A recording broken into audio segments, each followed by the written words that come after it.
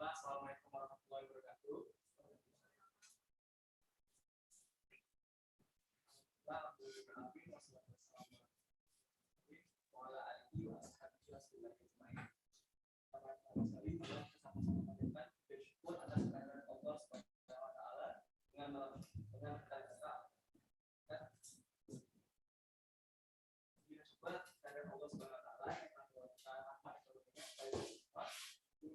Kumpul di teman dekat Tribun dalam acara pengabdian masyarakat, public relation dan komunikasi. Tadinya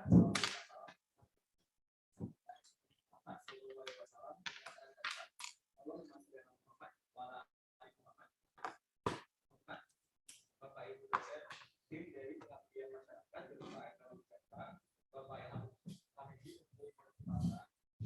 terhormat di mahasiswa pengabdian masyarakat population untuk komunikasi dan istimewa pada Bapak Ibu perwakilan dari UMKM yang saat ini berkesempatan hadir pada pagi yang bahagia ini. Selanjutnya adalah diberi sebagai pembaca pembuka dan diucapkan selamat datang kepada Bapak dan Ibu semua di acara pengabdian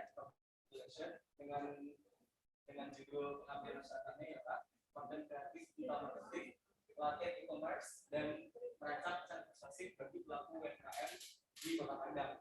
Jadi harapannya memang dari kegiatan ini Bapak Ibu sekalian bisa dapat ilmu-ilmu praktis dari kami untuk melihat bagaimana nanti bisa mengembangkan bisnis Bapak Ibunya di dalam digital marketing yang saat ini rasanya perlu untuk kita tahu bersama seperti itu, biar apapun kesulitan di masa pandemi ini lewat digital marketing kita bisa mencapai audiens ataupun calon-calon pembeli nih, gitu ya. Kalau di masa pandemi kan orang susah nih ke toko segala macam, dengan digital marketing ini mungkin sedikit banyaknya Bapak Ibu bisa nanti menerapkan nih, nanti kita juga akan sharing apa aja itu marketing, apa nanti itu aplikasi apa saja yang potensial untuk Bapak Ibu bisa pakai untuk mencapai audiens dan calon-calon pembeli tadi. Baiklah, selanjutnya kita mungkin langsung saja ya Bapak Ibu ya ke acara ini. Kita mungkin langsung punya materi aja kali ya Pak ya. Gimana Pak ya? Ya boleh. Kita langsung ke materi ya. Mungkin untuk menyampaikan materi pertama Bapak Ibu kita akan mulai dari Bapak Emanuel Wisata. Pada Bapak Emanuel Wisata, dipersilakan. Baik, terima kasih Fitri. Bismillahirrahmanirrahim. Assalamualaikum warahmatullahi wabarakatuh.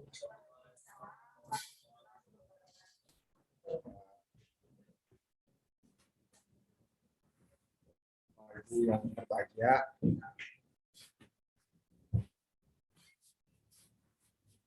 ini aja lah ya, saya nggak punya apa namanya slide. Oh iya siap.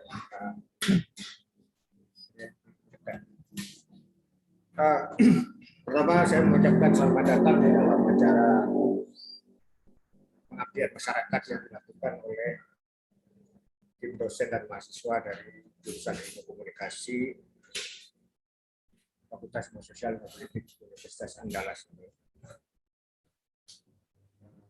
Walaupun peserta mungkin belum hadir semua ya, masih ada barangkali yang belum datang. Nah, waktu maka harus memulai acara ini. Saya diminta oleh panitia untuk memberikan bukan kata pengantar sebetulnya materi yang pertama kali. Tapi ini juga sekaligus sebagai pembuka acara. Karena saya kebetulan menjadi ketua tim dari pengabdian masyarakat ini. Bapak Ibu sekalian, ini yang saya sampaikan adalah kegiatan sosialisasi atau pelatihan, barangkali juga bisa disebut pelatihan.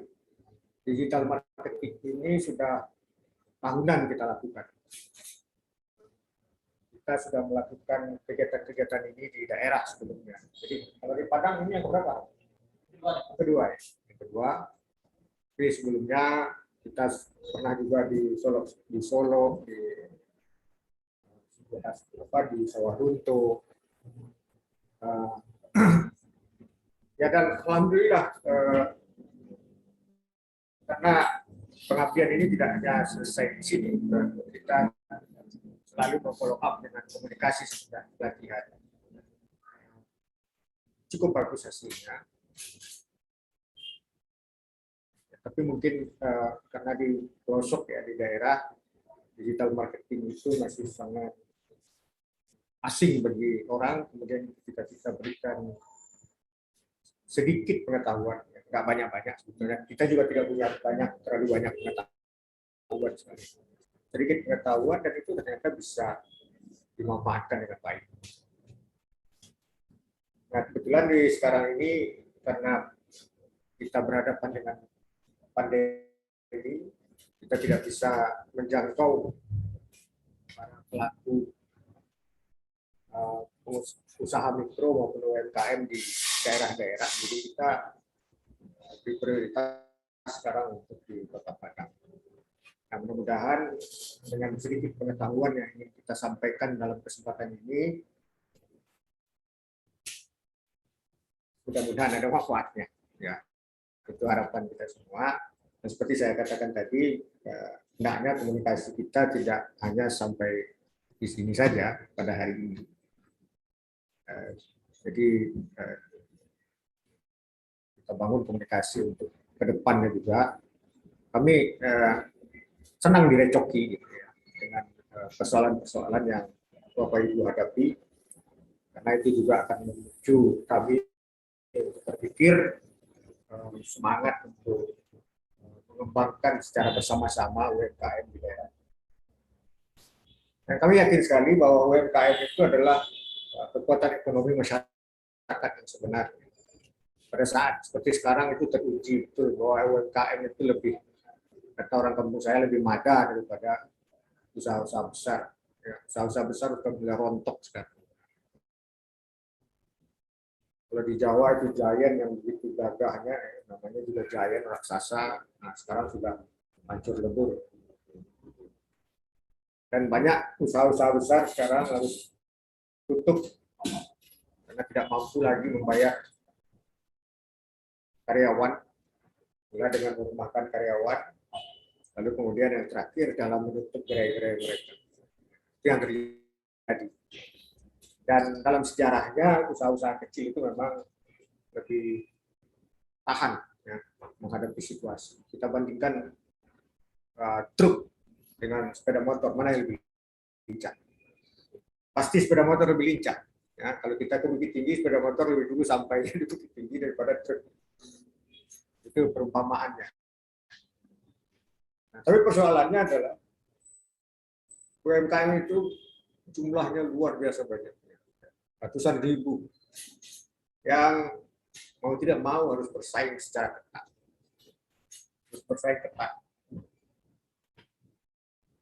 Kalau tidak ya bonyok juga, ya ambruk juga pada akhirnya. Karena persaingan di antara sesama. Nah, itu yang kita pikirkan di dalam konteks digital marketing. Supaya ada penguatan-penguatan. Supaya ada kemampuan untuk berkompetisi lebih baik dan memenangkan pertarungan di pasar yang semakin gila ini. Kenapa saya katakan gila? Sekarang sudah terjadi perubahan cara berbisnis yang difasilitasi oleh internet. 20 tahun yang lalu situasinya tidak seperti itu. Karena pada 20 tahun yang lalu internet itu belum banyak dipakai orang, hanya dipakai di kalangan terbatas, kalangan militer. Tapi kemudian internet diperkenalkan pada publik yang luas sehingga sampai sekarang menurut statistik di dunia ini orang sudah populasi pengguna internet itu 4,66 miliar orang. Bayangkan ya, dari 7 miliar penduduk dunia, 4,66 itu adalah pengguna internet. Dan yang aktif menggunakan internet untuk media sosial itu lebih kurang 4,2 miliar. Nah, apa artinya angka-angka ini bagi kita?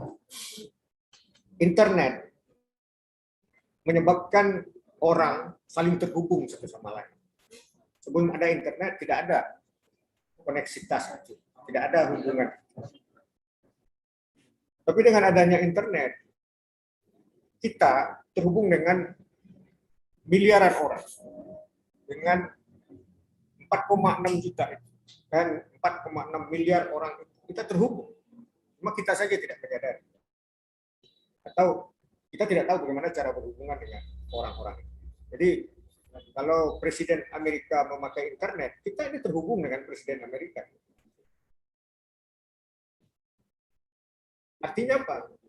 Kalau kita tahu alamat emailnya atau bagaimana kita bisa mengontaknya, kita bisa melakukan itu. Nah, perkembangan teknologi ini luar biasa. Mulanya internet hanya pakai kabel ya. Jadi orang yang terhubung itu hanyalah orang yang ada kabel-kabel internet di rumahnya. Terhubung melalui komputer. Tapi sekarang kabel itu pun tidak ada lagi. Sekarang sudah wireless. Sehingga populasi orang yang terhubung, apalagi dengan memakai alat ini, itu ya semakin lama semakin banyak. Semakin lama semakin banyak. Dan saya lihat angka orang-orang yang menggunakan internet di Indonesia juga luar biasa perkembangannya. Dan yang pertama sekali diubahnya adalah kebiasaan kita dalam berkomunikasi. Dulu sebelum ada internet, berkomunikasi dengan orang-orang mana saja lah, ya. Apalagi dari luar negeri ke sini, itu mahal, luar biasa mahal. Saya ingat tahun 92, saya kebetulan ada magang di University of London selama 2 bulan. Itu kalau saya menelpon ke Indonesia dari London, saya harus beli kartu telepon. Pada itu masih pakai kartu telepon. Saya harus beli kartu telepon itu harga 40 pound.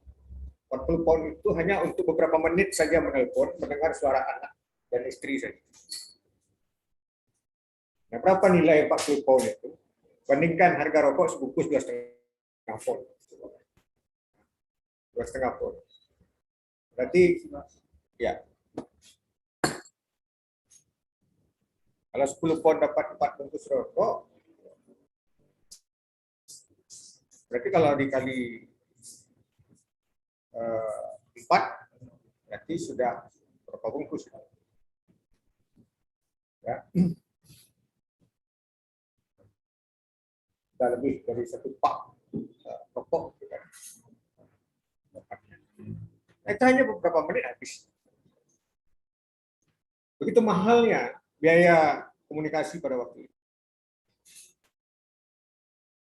Tapi sekarang kita bisa ngobrol dengan orang di luar negeri gratis.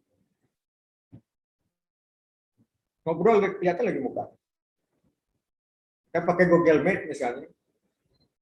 Google Meet itu sampai sekarang masih gratis. Kita bisa ngobrol macam-macam dengan orang di luar negeri.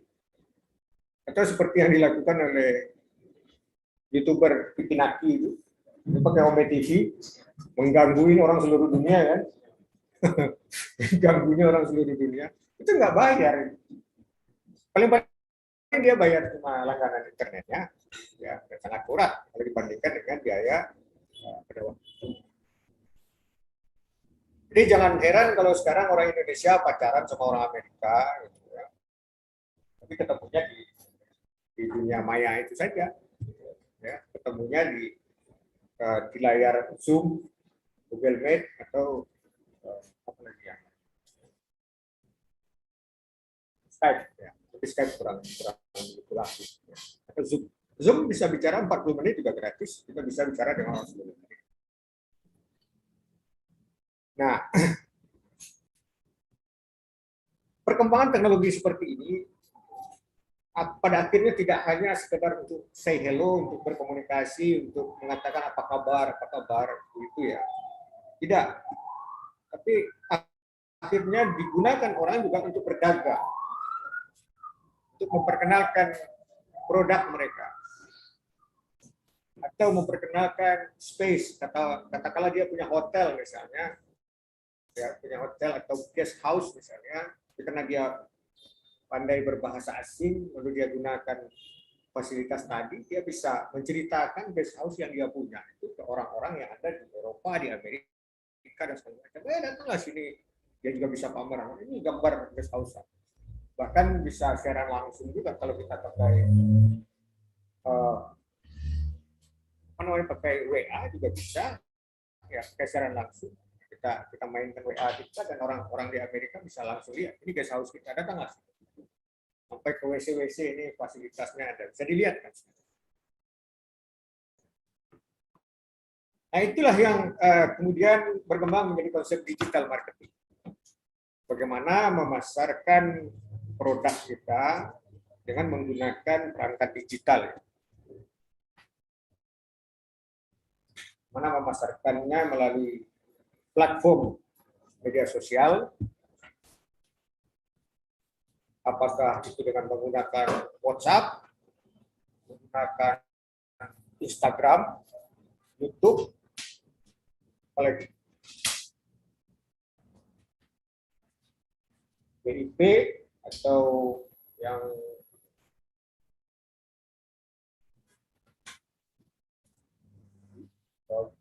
WeChat atau apalah, macam-macam ya. Kalau di Indonesia itu yang paling populer kan itu WhatsApp sama Telegram. Ya, Telegram. Snapchat nggak masuk sini. Ya, di Indonesia nggak ada Snapchat. Tapi Telegram sama WhatsApp sekarang itu sangat bersaing ketat ya untuk memfasilitasi orang, termasuk Instagram dan YouTube juga, memfasilitasi orang untuk memperjualbelikan produk-produk mereka ke pasar yang jauh lebih luas. Nah, itu. Nah, tapi ada istilahnya di dalam marketing itu easy out, easy come, easy out. Mudah masuk, mudah keluar. Jadi kita mudah menggunakan perangkat digital ini seperti gadget, itu mudah menggunakannya, tapi juga mudah terlempar. Mudah itu dalam arti tidak membutuhkan biaya yang banyak, tapi kita juga mudah hilang dari persaingan. Artinya mudah juga dikalahkan orang. Sebab sekarang yang memanfaatkan media digital atau digital marketing ini tidak hanya pengusaha-pengusaha yang dia memang pengusaha lama, gitu ya, pengusaha lama yang sudah ada dia sebelum adanya digital marketing. Tapi sekarang juga masuk pengusaha-pengusaha baru.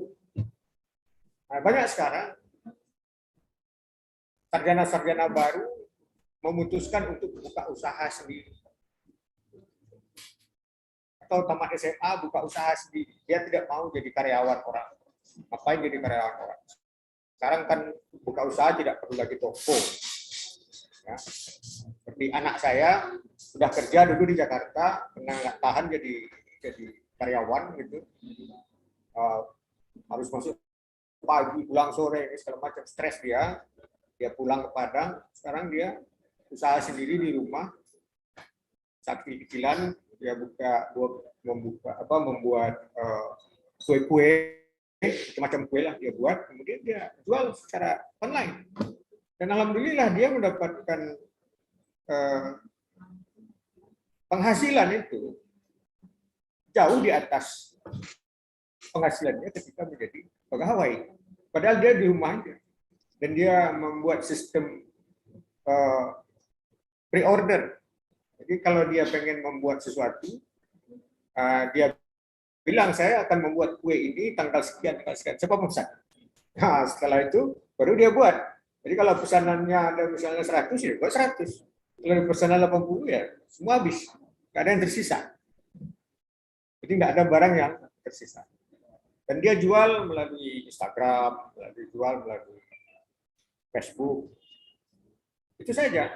Dan uniknya lagi, kalau dia lagi malas, pengen tidur-tiduran aja sepanjang hari, dia diam aja. Besok pengen bikin apa lagi, 2 hari lagi mau bikin kue lagi ya, umumkan dulu. Wah enak sekali jadi duit kayak begini. Ya kan? Nggak banyak modal gitu kan. Betul-betul itu saya tidak melebih-lebihkan ceritanya. Ya. Baru sekitar 15 hari yang lalu saya coba tanya pada anak saya perempuan. Tapi modal kamu berapa sebenarnya? Ya, 500. Ini dengan kemampuan dia mengelola, kebetulan dia lulus komunikasi juga di tempat saya di kuliahnya. Tapi dengan saya nggak urus anak. Boleh ya Bapak ngurusin anak di kampus ya, di cemburu yang lain. Tapi dia berkembang sendiri, ya kemudian juga. Nah, kebetulan pembimbingnya Bu Evi Marta. Saya Evi ngajarin digital marketing. Alhamdulillah dia bisa. Nah ini sebetulnya ingin kita tularkan kepada banyak kawan-kawan dari UMKM, bagaimana kita memperkecil modal kita berkomunikasi, tapi efektif. Ya, efektif. Jadi secara teknis itu sangat mungkin dan tidak sulit. Ya, ini makanya kita lakukan kegiatan pengabdian masyarakat ini untuk lebih dalam tanda petik ya menularkan virus-virus digital marketing ini pada masyarakat supaya pulsa yang kita beli itu tidak sia-sia. Ya, paket-paket internet yang kita beli itu tidak cuma untuk chatting-chatting saja, tapi bisa kita gunakan untuk yang produktif.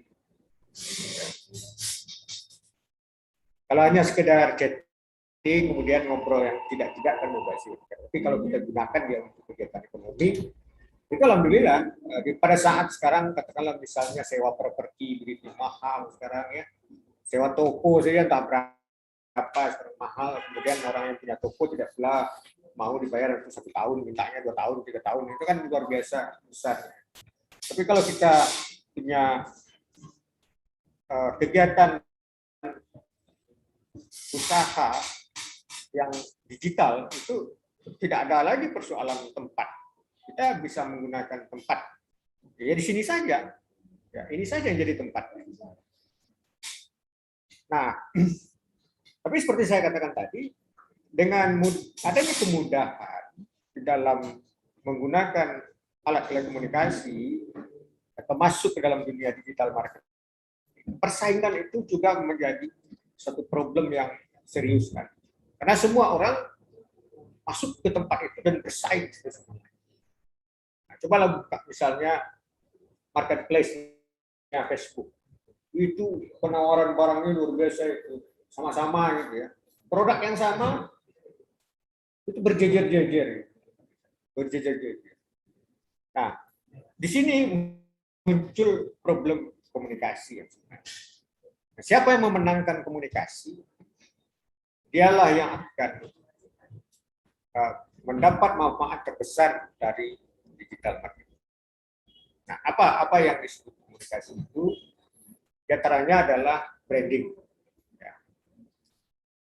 Bagaimana kita membranding usaha? Bagaimana kita membranding itu artinya memberi merek ya. Merek itu kemudian yang akan dilihat orang dan yang akan diingat orang. Itu kegiatan branding. Bagaimana kita brandingnya, bagaimana kita, kan banyak nih merek-merek, tapi tidak semua kita hafal merek-merek. Nah, tapi ada sebagian yang kita hafal merek. Nah, tujuan komunikasi yang baik adalah menjadikan orang hafal merek. Sampai-sampai merek itu kemudian bisa menjadi kata ganti untuk produk. Misalnya seperti Honda. Misalnya. Honda itu sudah menjadi kata ganti sepeda motor. Apa merek Hondanya nih? Yamaha. Begitu kan? Artinya Honda itu sudah luar biasa dia membranding dirinya, melakukan branding sehingga Honda itu menjadi kata ganti dari sepeda motor. Jadi Honda nomor 1. Nah kalau untuk Pepsodent ini apa? Deliden. Ini Pepsodent. Gitu. Ini tentu saja bukan pekerjaan yang sebentar dan serampangan. Tidak. Ini pekerjaan yang panjang ya dan memerlukan energi yang besar. Kita tahu bahwa Honda itu sudah lama sekali produknya, mulai dari Honda Bebek dulu ya, Honda Bebek ke 70-an merajai dunia sepeda motor di Indonesia. Begitu juga Pepsodent. Nah, jadi ada branding ini kalau saya lihat untuk usaha-usaha di Indonesia, baik di level atas maupun level bawah, kurang diperhatikan secara serius. Banyak juga usaha-usaha besar di Indonesia ini kita nggak tahu. Ya. Kebetulan kita misalnya ketemu dengan seseorang, kerja di mana Pak? Di PT Anu. Ya. PT itu besar, itu perusahaan besar, tapi kita nggak kenal. Nah, itu namanya gagal di dalam melakukan branding. Ya. Tapi ada juga usaha itu yang usahanya kecil, tapi bisa populer dengan masyarakat. Nah, jadi sama-sama sebetulnya tidak banyak jumlahnya usaha yang besar, tapi usaha yang besar tidak kita kenal itu jauh lebih banyak daripada usaha kecil yang bisa mempopulerkan dirinya.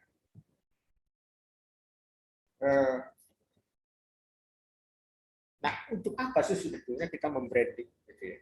Ini branding. Nah, kini kita bergeser ke ilmu komunikasi. Ya.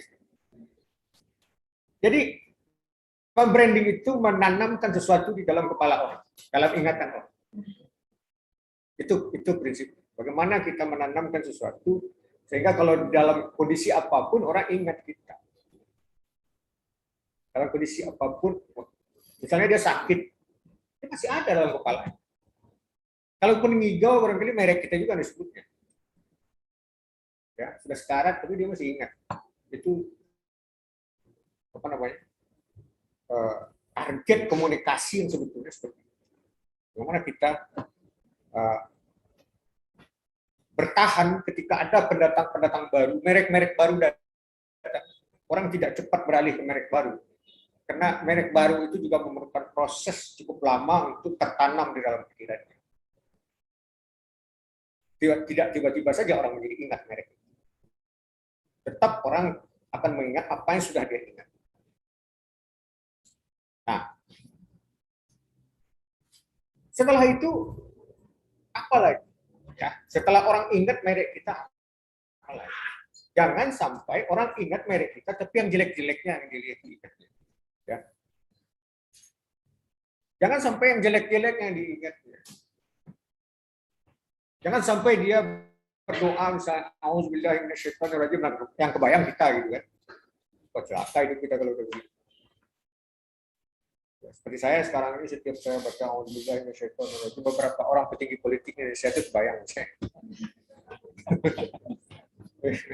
Untung saya nggak buat poster, kalau buat poster mungkin jadi diciduk polisi.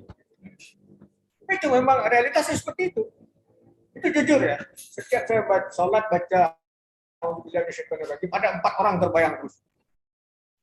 Sudah saya coba begini ya, ulangi. Tapi tetap aja dia hadir. Setiap auzubillahi minasyaitonirrajim. Hadir 4 orang, satu perempuan.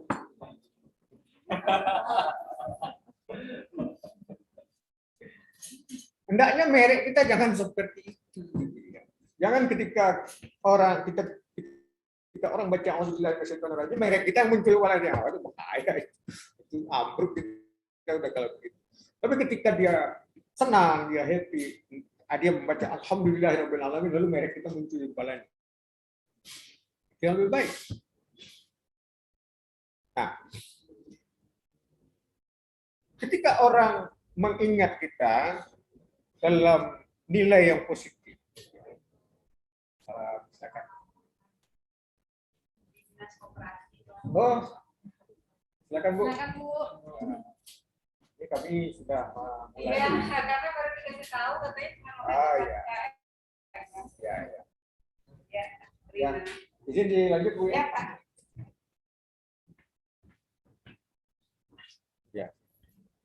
Ya biar selesai nih dulu.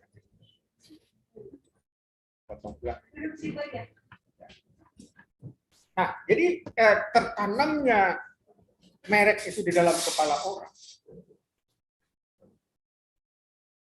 dengan nilai-nilai yang positif tadi, itu akan membuat minat orang untuk memakai produk kita itu meningkat. Ya. Saya yakin ibu-ibu kalau tas Hermes pasti ingat. Apa yang terjadi setelah itu? Minat untuk beli Hermes. Ya, mengingat, kemudian minat. Ya, meminati. Dan malah berusaha untuk menabung supaya bisa beli Hermes mati-matian. Nah, hendaknya di dalam proses marketing kita, proses itu terjadi. Jadi yang pertama kita branding dulu, kemudian orang mengingat, lalu kemudian muncul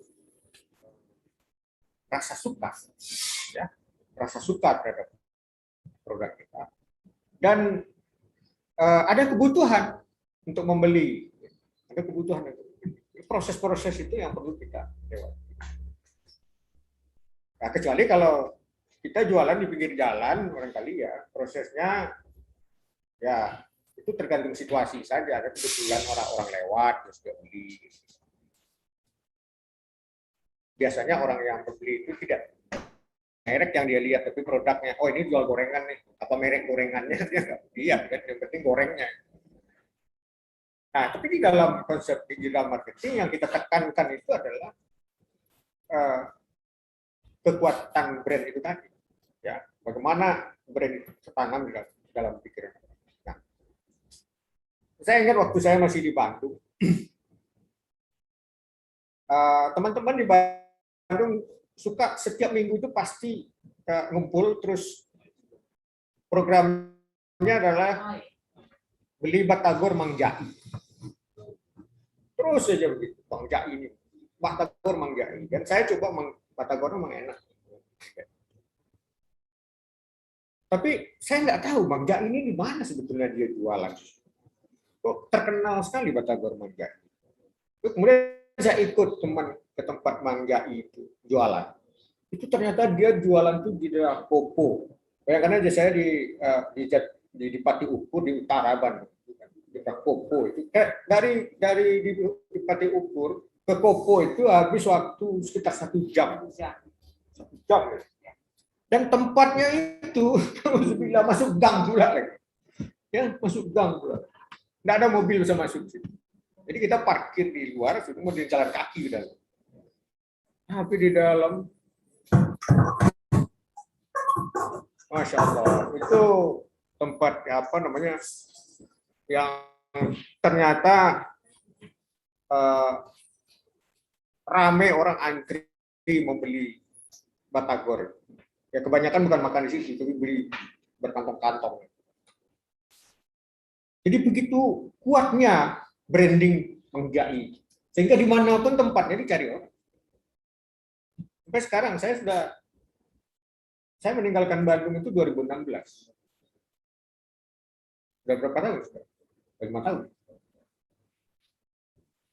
Dan sebetulnya cerita Mangga itu sudah tahun 80-an lagi. Ketika awal-awal saya dari Bandung tahun 80-an. Saya masih ingat sampai sekarang. Belum ada dari kategori atau segala macam itu belum ada. Mangga itu masih lengket kepala saya. Nah, kalau dilihat dari merek sebetulnya Mangga. Nggak keren-keren amat sih sebetulnya mereknya itu. Namanya dia. Tapi cepat dapat lama sekali lengketnya kepala. Itu branding yang berhasil. Ya, itu branding yang berhasil.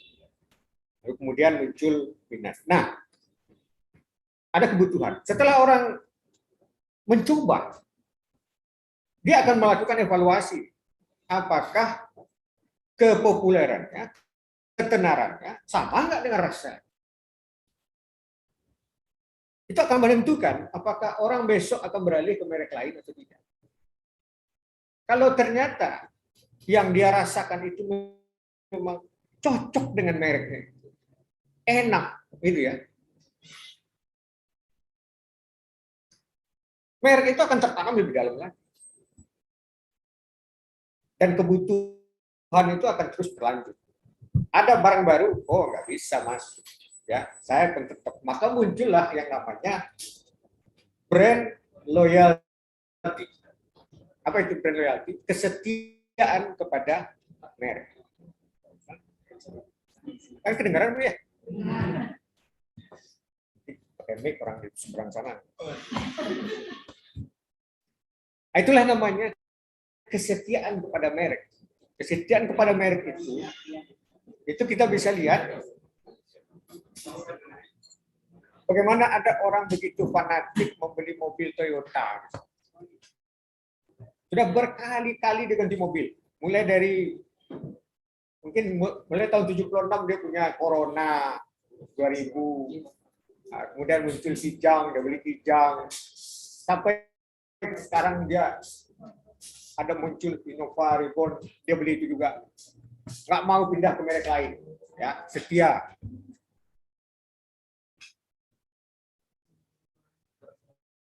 Itu yang disebut brand loyalty. Setia kepada merek. Dan kalau itu sudah bisa kita capai, kesetiaan kepada merek itu sudah bisa kita capai, insya Allah bisnis ini panjang umurnya. Ya, panjang umurnya. Nah, tentu saja merawat kesetiaan itu sebuah pekerjaan yang berat juga. Jangan sampai setelah muncul kesetiaan itu lalu muncul kekecewaan. Ya. Saya melihat ada sebagian kecil barangkali ya dari pengusaha-pengusaha lokal yang ketika dia sudah mulai ramai dagangannya, sudah dapat pelanggan yang setia itu, dia mulai tidak melayani dengan baik lagi. Ya. Mulai tidak melayani dengan baik lagi. Dan juga kualitas barangnya diturun-turunkan. Nah, mungkin gulanya dikurangi sesendok gitu kan. Sesendok kali sekian hari berapa? Hitungannya. Orang pelanggan tadi merasakan itu adanya penurunan kualitas. Ya. Kualitas pelayanan turun. Kalau tadinya datang ke tempat itu disapa dengan baik, tapi sekarang mungkin karena pelanggannya sudah banyak, dia udah nggak nyapa-nyapa kita lagi. Nah, ini bahaya ini kalau begitu. Ya. Jadi brand loyalty itu bisa bubar dengan ketidakmampuan kita merawat kesetiaan dari pelanggan. Ya sama lah dengan orang berumah tangga ya, awal-awal rumah tangga itu kan mesranya luar biasa gitu. Tersantung batu sedikit aja, sakit ya deh, elus-elus. Tapi kalau udah punya anak 4-5, istrinya kesandung batu besar, kamu cuma tahu.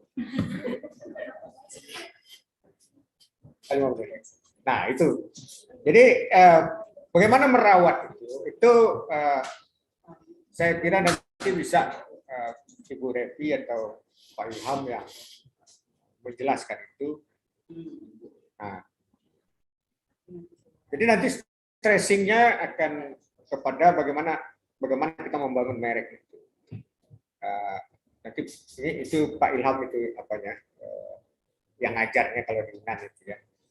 Mana kita membangun merek itu, kemudian mengkomunikasikan merek itu, lalu kemudian bisa membangun brand loyalty. Ya karena waktu terbatas, saya sudah dapat peringatan dari Putri tadi sebagai moderator. Pengen sih lebih panjang lagi, tapi tidak apa-apa. Karena Ibu tadi juga sudah datang. Saya akhiri sampai di sini saja. Materi dari saya, mudah-mudahan ada manfaatnya juga. Saya tutup dengan wabillahi taufiq wal hidayah. Assalamualaikum warahmatullahi wabarakatuh.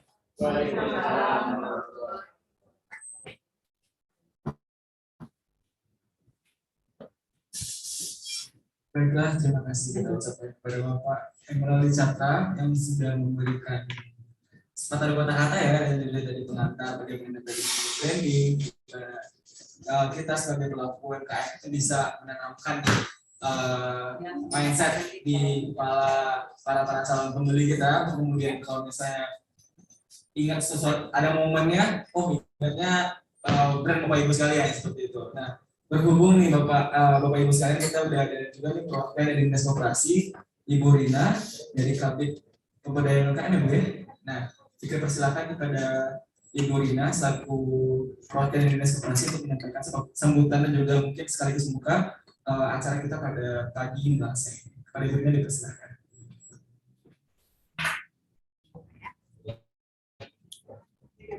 Ya silakan. Bismillahirrahmanirrahim. Assalamualaikum warahmatullahi wabarakatuh. Alhamdulillah, Subhanahu wa ta'ala, dan siang ini kita diberikan kesempatan oleh Fakultas Komunikasi. Jurusan Ya, Pak, ya? Fakultas Ilmu Sosial dan Ilmu Politik. Oh, ilmu sosial dan ilmu politik ya Pak. Jadi kalau ilmu sosial dan ilmu politik ini hampir berdekatan dengan pendidikan saya Pak, karena ada politik politiknya ya. Saya dari SPPDN Pak, jadi ada persinggungan nanti dari Pak ini misalnya. Salawat dan salam tidak lupa kita haturkan pada junjungan kita Nabi besar Muhammad SAW yang kebetulan kemarin kita memperingati Hari Maulid Nabi dan karena masih COVID liburnya dipindahkan dari hari ini. Tidak banyak komen gitu. Terima kasih kepada Pak Dokter tadi sudah memberikan beberapa clue tentang bagaimana strategi ya Pak ya, strategi komunikasi. Ini sangat menarik. Tadi walaupun saya sudah di penghujung ya, saya waktu di kampus Pak, waktu saya di kampus itu orang belum kenal dengan namanya Kristen Hakim, Shirley dan sebagainya. Jadi apapun kritik yang saya bawa setiap pulang cuti itu diterima oleh teman-teman saya. Yang penting lu bawa kritik beladurin, yang penting lu bawa rendang, gitu ya. Tapi begitu saya sudah dinas, saya ke kementerian, kalau orang bilang orang Padangnya kalau nggak mau bawa itu nggak sana nanti. Begitu saya bawa kritik yang tidak Kristen Hakim, itu dibilang kok nggak yang Kristen Hakim Bu? Bagaimana orang merubah mindset sehingga kritik balado yang dari Padang itu Kristen Hakim, kritik Sanjay dari Bukit Tinggi itu Nita. Gitu. Dari Kristen Hakim sudah bergeser jadi Syarti hari ini. Sudah mulai orang. Bagaimana kita yang orang Padang asli ya Pak ya merubah mindset seperti itu. Saya lihat juga seperti hari ini ngopi, semua tempat ngopi, setiap sudut itu udah sekopi. Bagaimana kita kalau ada yang punya usaha kopi, karena dari 8 ini nggak ada usahanya macam-macam ya. Yang kita utus Pak kemarin Pak, karena suratnya baru sampai ke kami itu di hari Senin kemarin sudah kami teman-teman ini untuk bisa ketemu dan Bapak fasilitasi, sehingga kami berharapnya dari dinas kegiatan ini memang ada impact-nya pada kami. Karena Pak, tanpa ada kolaborasi antara kami pemerintah daerah dengan Bapak dan Ibu dari universitas melalui pengabdian masyarakat, kami itu nggak ada apa-apa. Karena keterbatasan dana, Pak. Iya. Setiap ngumpulin pelaku usaha ini, karena sebagian besar teman-teman ini meninggalkan usahanya, tentu nanya apa yang akan kita dapatkan, apa ya. Kami sengaja mutus hari ini yang muda-muda, Pak, karena tempatnya juga tempat yang muda-muda. Semoga yang ngasih materi juga muda ya, Pak, ya, seperti Bapak. Harus muda. Masih muda. Kalau Bapak tidak mengaku muda, Papa saya 76 tahun, Pak, masih ngajar di Baitur Rahmah. Pasca pensiun dari kedokteran UNAN, masih diberdayakan di Baitur Rahmah. Karena apa? Beliau masih muda. Kalau sudah tua, itu di rumah lagi ya, Pak. Iya. Di rumah aja gitu. Sudah pensiun. Karena nggak ada batasan pensiun. Kalau untuk kita bisa berbagi. Kita pelaku usaha juga sangat ini. Karena kalau dinas yang mendatangkan Pak Dokter ini bikinnya tidak sedikit kan. Pak Dokter loh sekolahnya dokter. Kalau Bapak Ibu kuliah di UNAN, tidak ketemu dengan seniman beliau karena biasanya kalau dokter ini agak karena udah beda-beda tipis dengan profesor ya. Semoga tidak ya Pak ya, karena ilmu beliau adalah komunikasi itu penting. Tanpa komunikasi, hari ini kita berkomunikasi tidak lagi face to face, tapi sudah secara digital. Bagaimana kita menyajikan komunikasi itu secara digital, itulah yang akan disampaikan oleh tim dari hari ini. Sehingga kita menyajikan bahasa yang ada di media sosial, media apapun, itu akan mudah dipahami, mudah dicerna, dan diingat oleh konsumen kita. Jadi kesempatan seperti ini Pak sangat langka, dan kami memang sudah ada beberapa seperti dengan Bung Hatta juga kami minta dengan juga ini masalah ketahanan dari produk dengan teman-teman yang peneliti yang ada di Universitas Andalas dan Bung Hatta, karena sampai hari ini Pak rendang kita belum diterima karena belum tahan sampai 2 tahun. Rendang kita baru maksimalnya 6 bulan.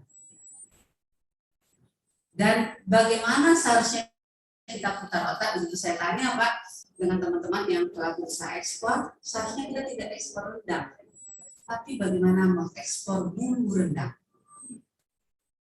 Samping berbeda kan Pak? Ya.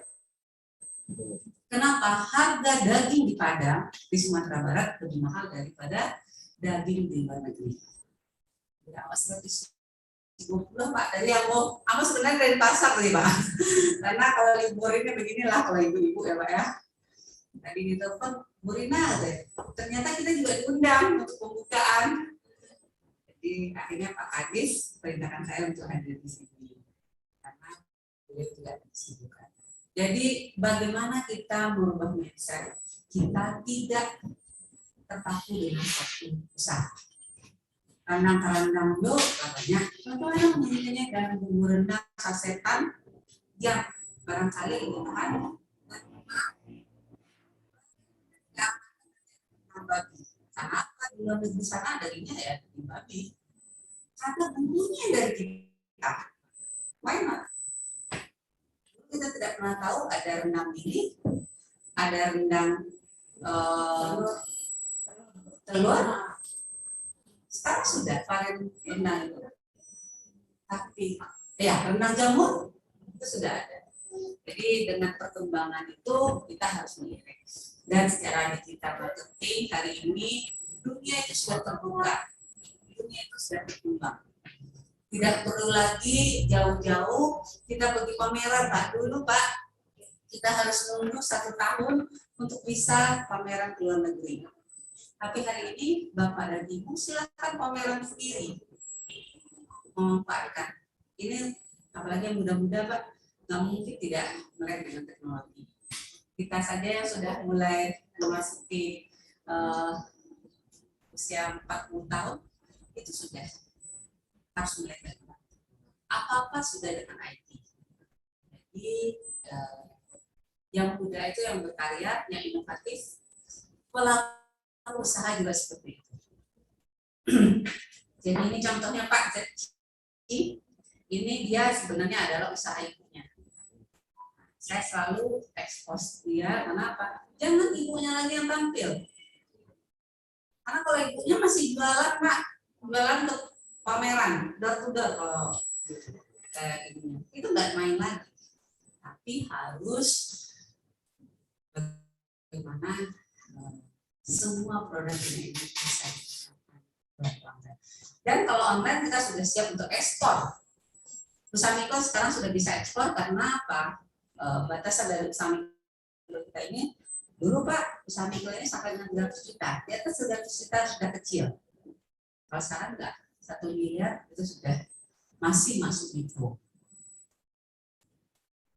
Bagaimana yang jualan kopi hari ini menjual kopinya dalam bentuk yang bisa dikirim kemanapun. Memang Kota Padang tidak menghasil kopi, tapi produsennya kopi itu bisa disajikan dalam bentuk hal.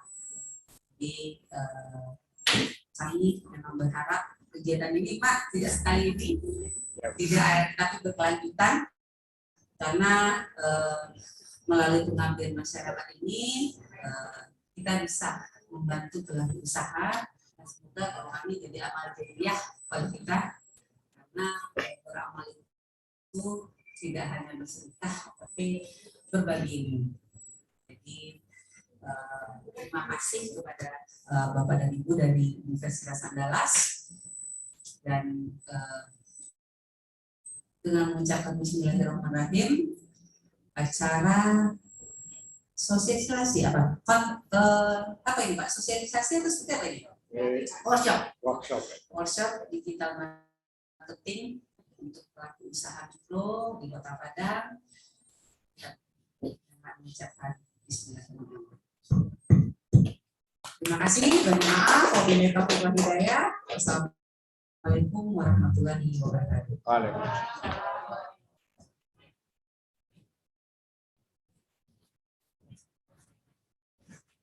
Terima kasih kita ucapkan kepada Bu Lina yang sudah memberikan sepatah dua patah katanya dan sekaligus membuka acara kita pada pagi menjelang siang yang berbahagia ini. Semoga apa yang disampaikan Bu Lina dan Pak M tadi di awal bisa menjadi semangat ya untuk kita, karena setelah ini kita akan mulai workshop sebenarnya. Jadi setelah ini Fikri juga setelah ini Fikri akan alihkan kepada moderator dan forum kita ini akan menjadi lebih interaktif, langsung dipraktekkan nanti tentunya, dan untuk itu dengan dibukanya tadi maka berakhir malah pembukaan formal kita pada pagi hari ini. Selanjutnya akan dibantu oleh moderator Nazlia Tiffany, Fikri Akhir dengan moderator Fiodaya. Wassalamualaikum warahmatullahi wabarakatuh. Boleh kita nikmati dulu minuman yang sudah tersedia Bapak Ibu sebelum kita lanjut ke workshop. Bisa hadir di mana barangnya? Ya, jadi dia sudah franchise jadi. Itu yang ekspor merek. Ada.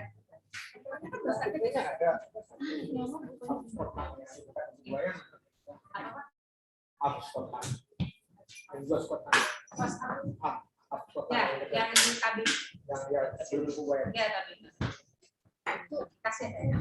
kita buka di Singapura. Sudah buka di sana. Tapi ini ceritanya bukan dia yang lola. Oh ya, Jadi merek ini dipakai oleh kakak sepupunya. Kakak sepupunya itu yang memfranchise kan. Sebenarnya dia sendiri nggak ngerti. Itu buka Singapura itu dia nggak tahu kontrolnya kan.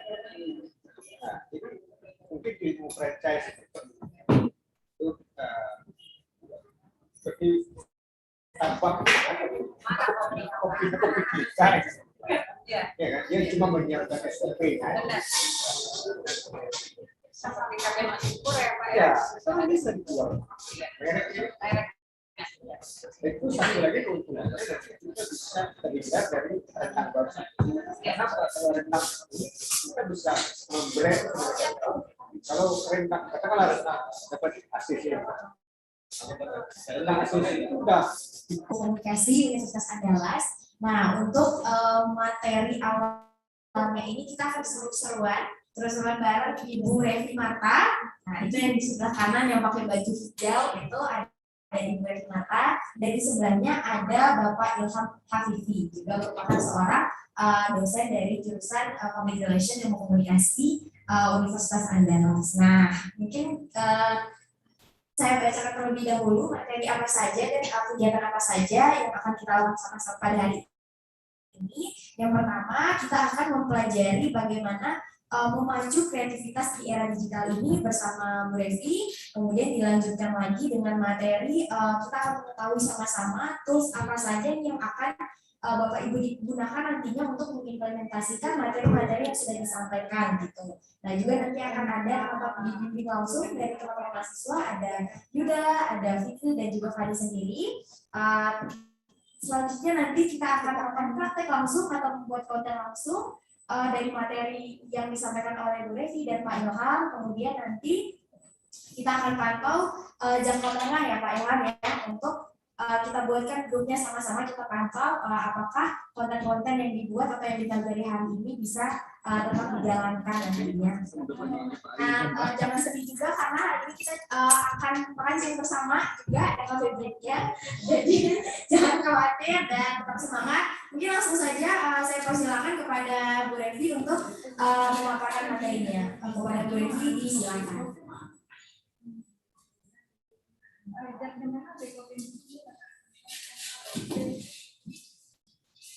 Kasih Bu Ani yang selalu kece. Oke, Bapak Ibu, saya panggilnya Bapak Ibu atau kata-kata abang-abang nih, kayaknya masih muda semua, ya. Rata paling umurnya 20-an, 30 begitu. Kakak aja ya, kakak sama abang aja. Oke, baik. Selamat pagi, menjelang siang semua. Perkenalkan. Pertama kita kenalan dulu ya, karena kalau kata orang tuh nggak kenal makanya tak sayang makanya tak cinta makanya nanti kalau kita ketemu tidak saling bertegur sapa gitu. Oke. Saya Revi Marta, kata-kata udah bisa panggil saya dengan panggilan Revi, kelahiran 84. Mungkin di sini ada yang seumuran, kalau seumuran bisa panggil Revi saja. Oke, biar saya jangan dipanggil ibu ya. Kalau ada yang lebih muda dari saya panggilnya kakak aja. Oke, aktivitas seharian saya adalah dosen di jurusan Ilmu Komunikasi FISIP Universitas Andalas, peminatan Public Relations, tapi saya sebenarnya lebih concern ke marketing ya, lebih ke komunikasi bisnis ya, digital ya, dan saat ini saya juga seorang pelaku bisnis sebenarnya ya Bapak Ibu, tetapi bisnis saya itu bergerak di inner fashion ya, inner lebih ke muslimah punya gitu ya. Nanti kalau ada yang tertarik bisa join dengan saya promosi. Enggak, oke. Materi saya ya tadi sebenarnya Pak M udah banyak banget tuh ya menyampaikan bagaimana sih kondisi bisnis ya di era saat ini ya, karena kita tahu ini adalah digital era, semuanya bisa kita akses ya melalui gadget kita, dunia ada di dalam rumah genggaman kita ya. Jadi artinya, alhamdulillah kita selaku pelaku bisnis ya hadir di ruangan ini ya, karena tidak semua orang punya kesempatan. Iban sebenarnya saya walaupun saya sebenarnya tahu ya, saya sudah ini nih dengan mata batin saya lihat satu persatu orangnya gitu ya. Kayaknya adalah orang-orang yang memang sudah menerapkan digital marketing ya. pemasaran melalui media baru ya untuk produk untuk usahanya ya. Tetapi mungkin lebih bagaimana cara kita menguatkan, bagaimana cara kita menaikkan semangat ya. Kadang kita pelaku bisnis ini kan namanya ya semangatnya itu up and down gitu kan ya, naik gitu ya, pas lagi banyak-banyaknya orderan, wow gitu, wah ini cuan lagi nih mengalir gitu. Tapi kalau udah sepi, sepi lagi kan gitu ya Daya. Nah itu semuanya ya itu yang harus kita jaga. Jadi sebentar, udah belum ini ya. Kenapa ya? Go online no ya, survive di era pandemi ya. Bagaimanapun UMKM itu harus naik kelas Bapak Ibu ya. Jangan orang mengatakan ya, kadang kan ada juga nih orang yang mengatakan UMKM itu produknya kita semacam menjadi buruh gitu. Kita semacam hanya menjadi penyedia jasa, lalu kita tidak mampu untuk memasarkan. Orang lain yang memasarkan, mereka yang mendapatkan keuntungan yang banyak sebenarnya ya. Banyak yang mengatakan seperti itu. Nah, kita jangan mau dikatakan seperti itu. Ya. Kenapa? Karena kita sendiri ya dengan teknologi yang ada, sebenarnya kita bisa memanfaatkan semuanya. Apa sih yang nggak bisa? Ya, via WA saja kita bisa memasarkan produk-produk kita ya, Instagram, ya, Facebook. Nah itu, jadi media-media sebenarnya terkadang kita gini, nggak mungkin ya kita memasarkan produk kita itu via Facebook. Facebook itu kan sudah lama ditinggalkan. Kata siapa? Ya, kata siapa? Emak-emak ya, jangankan emak-emak Uni ya, jangankan emak-emak ya. Mungkin kalau kita bertanya ke mahasiswa, ya mereka beda generasi sebenarnya dengan kita. Pak nih ada Facebook nggak? Jangan main lagi gitu, ya karena segmentasinya berbeda gitu, ya. Jadi artinya kita harus punya kompetensi bagaimana cara memanfaatkan semua media baru ini, ya, untuk memasarkan produk kita. Next slide. Ya, jadi nih. Kalau dulu orang jualan produk kan, nih Bali lah nih, nah itu lado, ya gitu ya, Bali lah, seumpama nih, saya mau tahu dulu, udah produk yang udah hasilkan apa? Pengolahan bambu keren banget, ya Pak, ini Man, bagus nih Man. Nah ini contohnya ya dari Paralon ya, ide, aduh ini idenya orang nggak mikir, maksudnya tuh saya nggak kepikiran mas saya, udah bagus ya, bagus, nanti kita akan berbicara sampai ke ide ya. Jadi kalau dulu orang jualan bawa dulu barangnya, carilah dulu gitu ya, oke, kan produknya dulu yang ditanya, carilah dulu, rancak gitu ya. Kalau sekarang ya orang itu tidak memasarkan produknya saja, tetapi orang itu lebih ke bagaimana menceritakan tentang produknya ke orang. Ya, yang namanya cerita itu tidak hanya dari pesannya saja, ya. Yang namanya cerita itu tidak hanya dari pesannya saja. Sama kita baca dongeng gitu kan, buku ya, buku bacaan anak itu yang kita lihat kan tidak hanya gambarnya saja, tetapi ada narasinya, ya. Simpelnya itu seperti itu. Jadi ada produk, ada narasinya. Ya, udah ini mungkin jualan nantinya tidak hanya foto produknya, tetapi udah bisa mengangkat ya, menulis tentang bagaimana mungkin bahaya sampah tentang Paralon ini. Tetapi intinya dia mempromosikan produknya. Betul, right? Ya betul ya, ya. Oke. Nah itu simpelnya. Jadi orang tidak hanya tidak lagi berbicara tentang produk yang kita jual. Tetapi bagaimana caranya menarasikan produk tersebut berulang-ulang kepada masyarakat, kepada audiens ya, kepada orang lain ya, sehingga orang tahu akan produk kita. Itu yang dikatakan oleh Pak Emerald Catra tadi, bagaimana membranding ya. Kalau bahasa komunikasi yang kece orang luar negeri itu gitu, how to communicate your brand ya. Bahasa ronyo brand awako, produk awako, karena brand itu dibangun oleh salah satunya adalah dari produknya ya. Nah itu dari logonya ya, mungkin ada hashtag ya,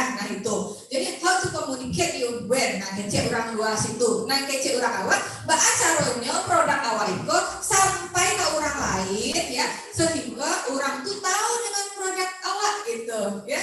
Jadi yang dikatakan oleh Bu Rina tadi, orang kalau dari Padang Sanjay itu ya, Sanjay itu orang tahunya Christine Hakim ya. Padahal banyak sebenarnya Sanjay yang enak, lebih enak mungkin dari Christine Hakim ya. Pelaku UMKM kan banyak tuh ya. Banyak sebenarnya, saya udah buktikan. Ternyata Christine Hakim ini memang menang di brandnya ya. Sebelum saya terjun benar-benar menjadi seorang dosen begitu ya. Kalau dulu beli Sanjay itu memang kalau saya bawa keluar itu orang kalau nggak Christine Hakim gitu ya. Udah misalnya saya udah survei gitu. Kalau saya bawa Sanjay dengan brand yang mohon maaf gitu ya, yang X gitu. Nah, orang apa ini gitu. Yo, Mbak Christine Hakim ya. Ya dikatakan oleh Ibu tadi bahkan mungkin tidak reviewnya ya, ulasan tentang bagaimana enaknya itu nggak diucapkan oleh orang. Tetapi kalau udah Christine Hakim, dapat Christine Hakim, enak ya, makasih loh Uni, nanti kapan-kapan bawain lagi ya, bla bla bla bla bla gitu ya. Jadi ini semuanya sepertinya gini, gampang kok kalau hari ini ya. Pas hari ini gitu ketika saya menyampaikan bisa loh mah gitu kan, caranya menulis produk Wakubiku gitu kan, menulis pesannya apa segala macam yang akan saya promosikan, gampang sekali ya, sangat gampang sekali, tetapi itu sangat susah untuk diaplikasikan loh udah Uni ya. Balik lagi tadi kan ke semangat ya, sebenarnya salah satunya itu adalah semangat yang up and down tadi ya. Turun naik. Kalau udah sepi orderan, apalagi kalau pandemi ya, rata itu pandemi mungkin kita adalah salah satu yang merasakannya itu sepi. Ada term sepinya. Ketika awal pandemi itu dulu sepi ya. Nah itu. Kami mungkin sedikit bercerita. Kami juga pernah kebetulan ada binaan UMKM Temenan Songket di Kota Sawalunto. Kebetulan saya aslinya Sawalunto ya. Jadi ada UMKM yang kami bina itu ketika pandemi kasihan banget ya. Dan ternyata mereka merasakan biasanya sebelum pandemi mereka bisa dalam 1 minggu itu mereka bisa menghasilkan kain tenun itu sampai 4-5 begitu ya.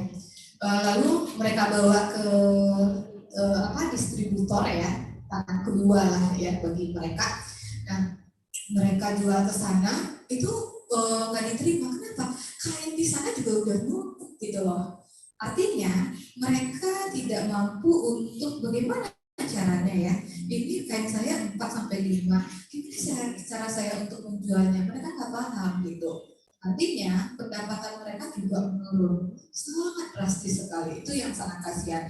Artinya apa? Memang kendala untuk UMKM ini adalah bagaimana penguasaan tentang digital marketing itu sendiri ya. Pemasaran melalui media baru ya, yang mungkin lebih kita kenal dengan Instagram, Facebook dan lain-lain. Nah itu WhatsApp ya. Lalu itu yang terjadi. Saya rasa fenomena ini, dan ada lagi binaan yang ada salah satu di Kota Padang, brand X gitu ya, yang dulu awalnya kita juga sebenarnya ini udah 2 kali kami melakukan pelatihan ya untuk UMKM Kota Padang gitu. Nah itu juga sama gitu. Saya rasa yang ada di ruangan ini term itu ya, masa itu merasakan bagaimana sepinya. Ya, kadang kan memang mereka 100% itu adalah memang penghasilan mereka di situ ya, pariok bareh kalau istilah orang awak ya. Nah jadi pariok barehnya memang di situ gitu. Mereka memang itu adalah job utamanya, pekerjaan utamanya mereka adalah, contohnya itu adalah menenun ya. Bagaimana cara kami makan, bagaimana cara kami bertahan, akhirnya kami berhutang ke distributor lagi gitu ya.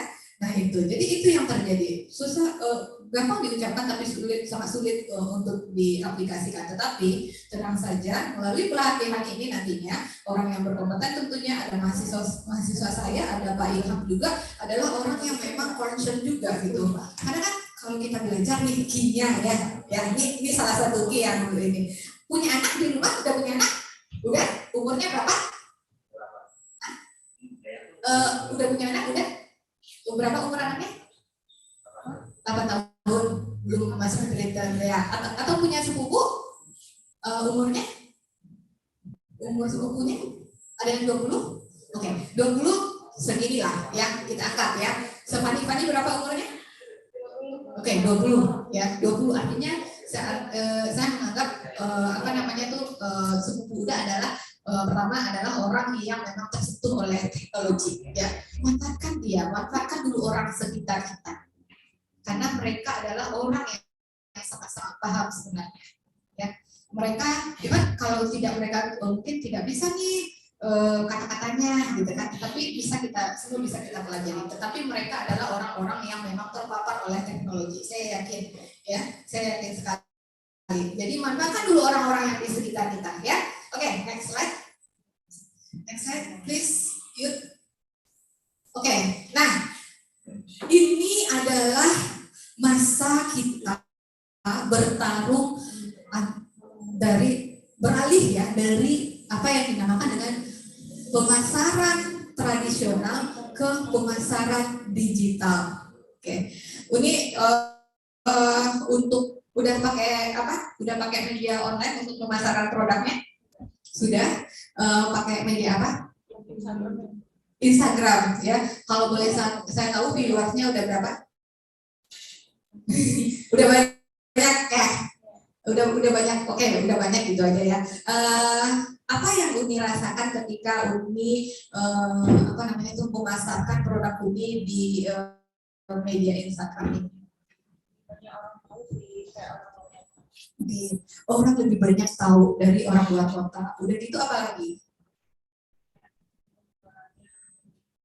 Penjualannya, income-nya Uni lebih banyak gitu ya. Terus apa lagi? Itu aja. Uni usaha Uni ini di rumah sewa toko di rumah. Tapi ada punya galeri. Uni nyewa enggak kan? Oke. Uni nggak nyewa gitu ya. Ada yang nyewa di sini? Nggak ada ya. Artinya ya. Tadi produk oleh-oleh apa? Oh, Sanjay. Ya, nanti ini deh, kita banyak bercerita. Oke, kalau Kak?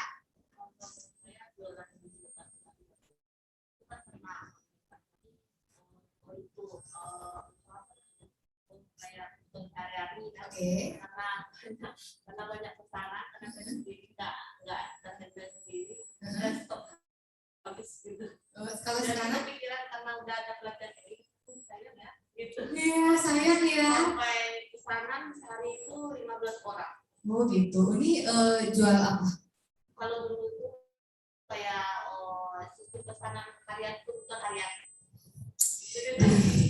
Sayang banget Ya, ya, pandemi loh ya. Sampai banyak orderan karena nggak kepikiran kenapa ya nggak ngambil orang dekat-dekat rumah untuk nganter. Aduh, sayang banget ya. Padahal ada tetangga yang bisa dimanfaatkan juga gitu kan. Nah, alhamdulillah sudah mulai terbuka ya. Semoga pulang dari pelatihan ini langsung eksekusi. Ini masih pandemi, saya harus memanfaatkan ini karena itu idenya luar biasa ya. Pandemi ya di mana-mana, pasar waktu itu kan tutup ya. Dulu awal-awal pandemi. Awal-awal pandemi sebenarnya ya. Ini sebenarnya itu adalah salah satu bisnis ya, salah satu usaha yang nanti akan dijelasin gitu ya.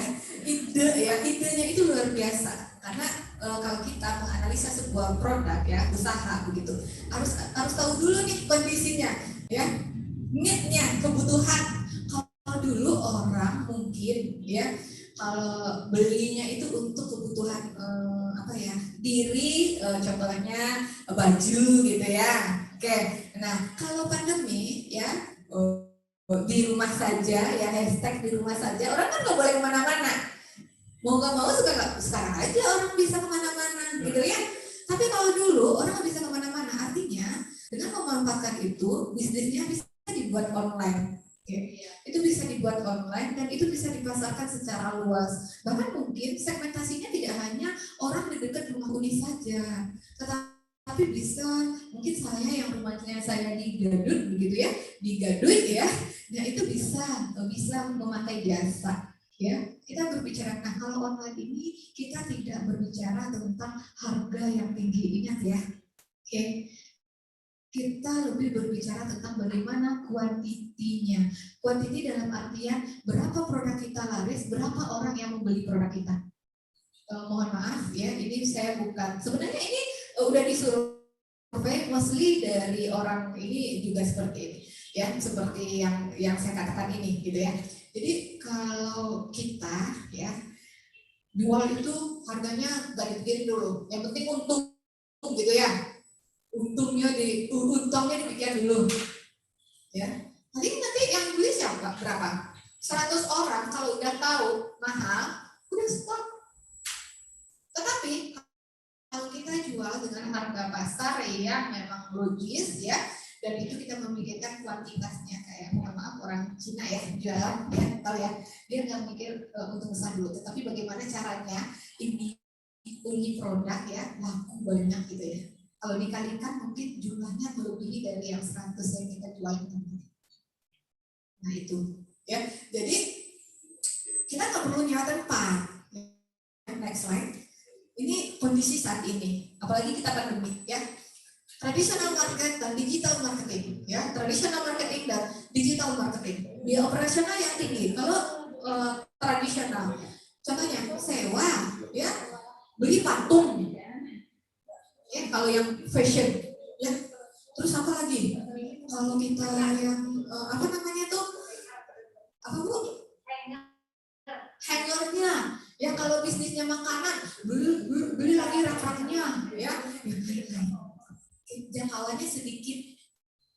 Kalau tadi Uni katakan banyak orang yang luar kota ya, itu Uni sudah menerapkan yang digital marketing. Jangkauan Uni luas, bahkan tidak menutup kemungkinan Uni punya pasar orang luar negeri ya.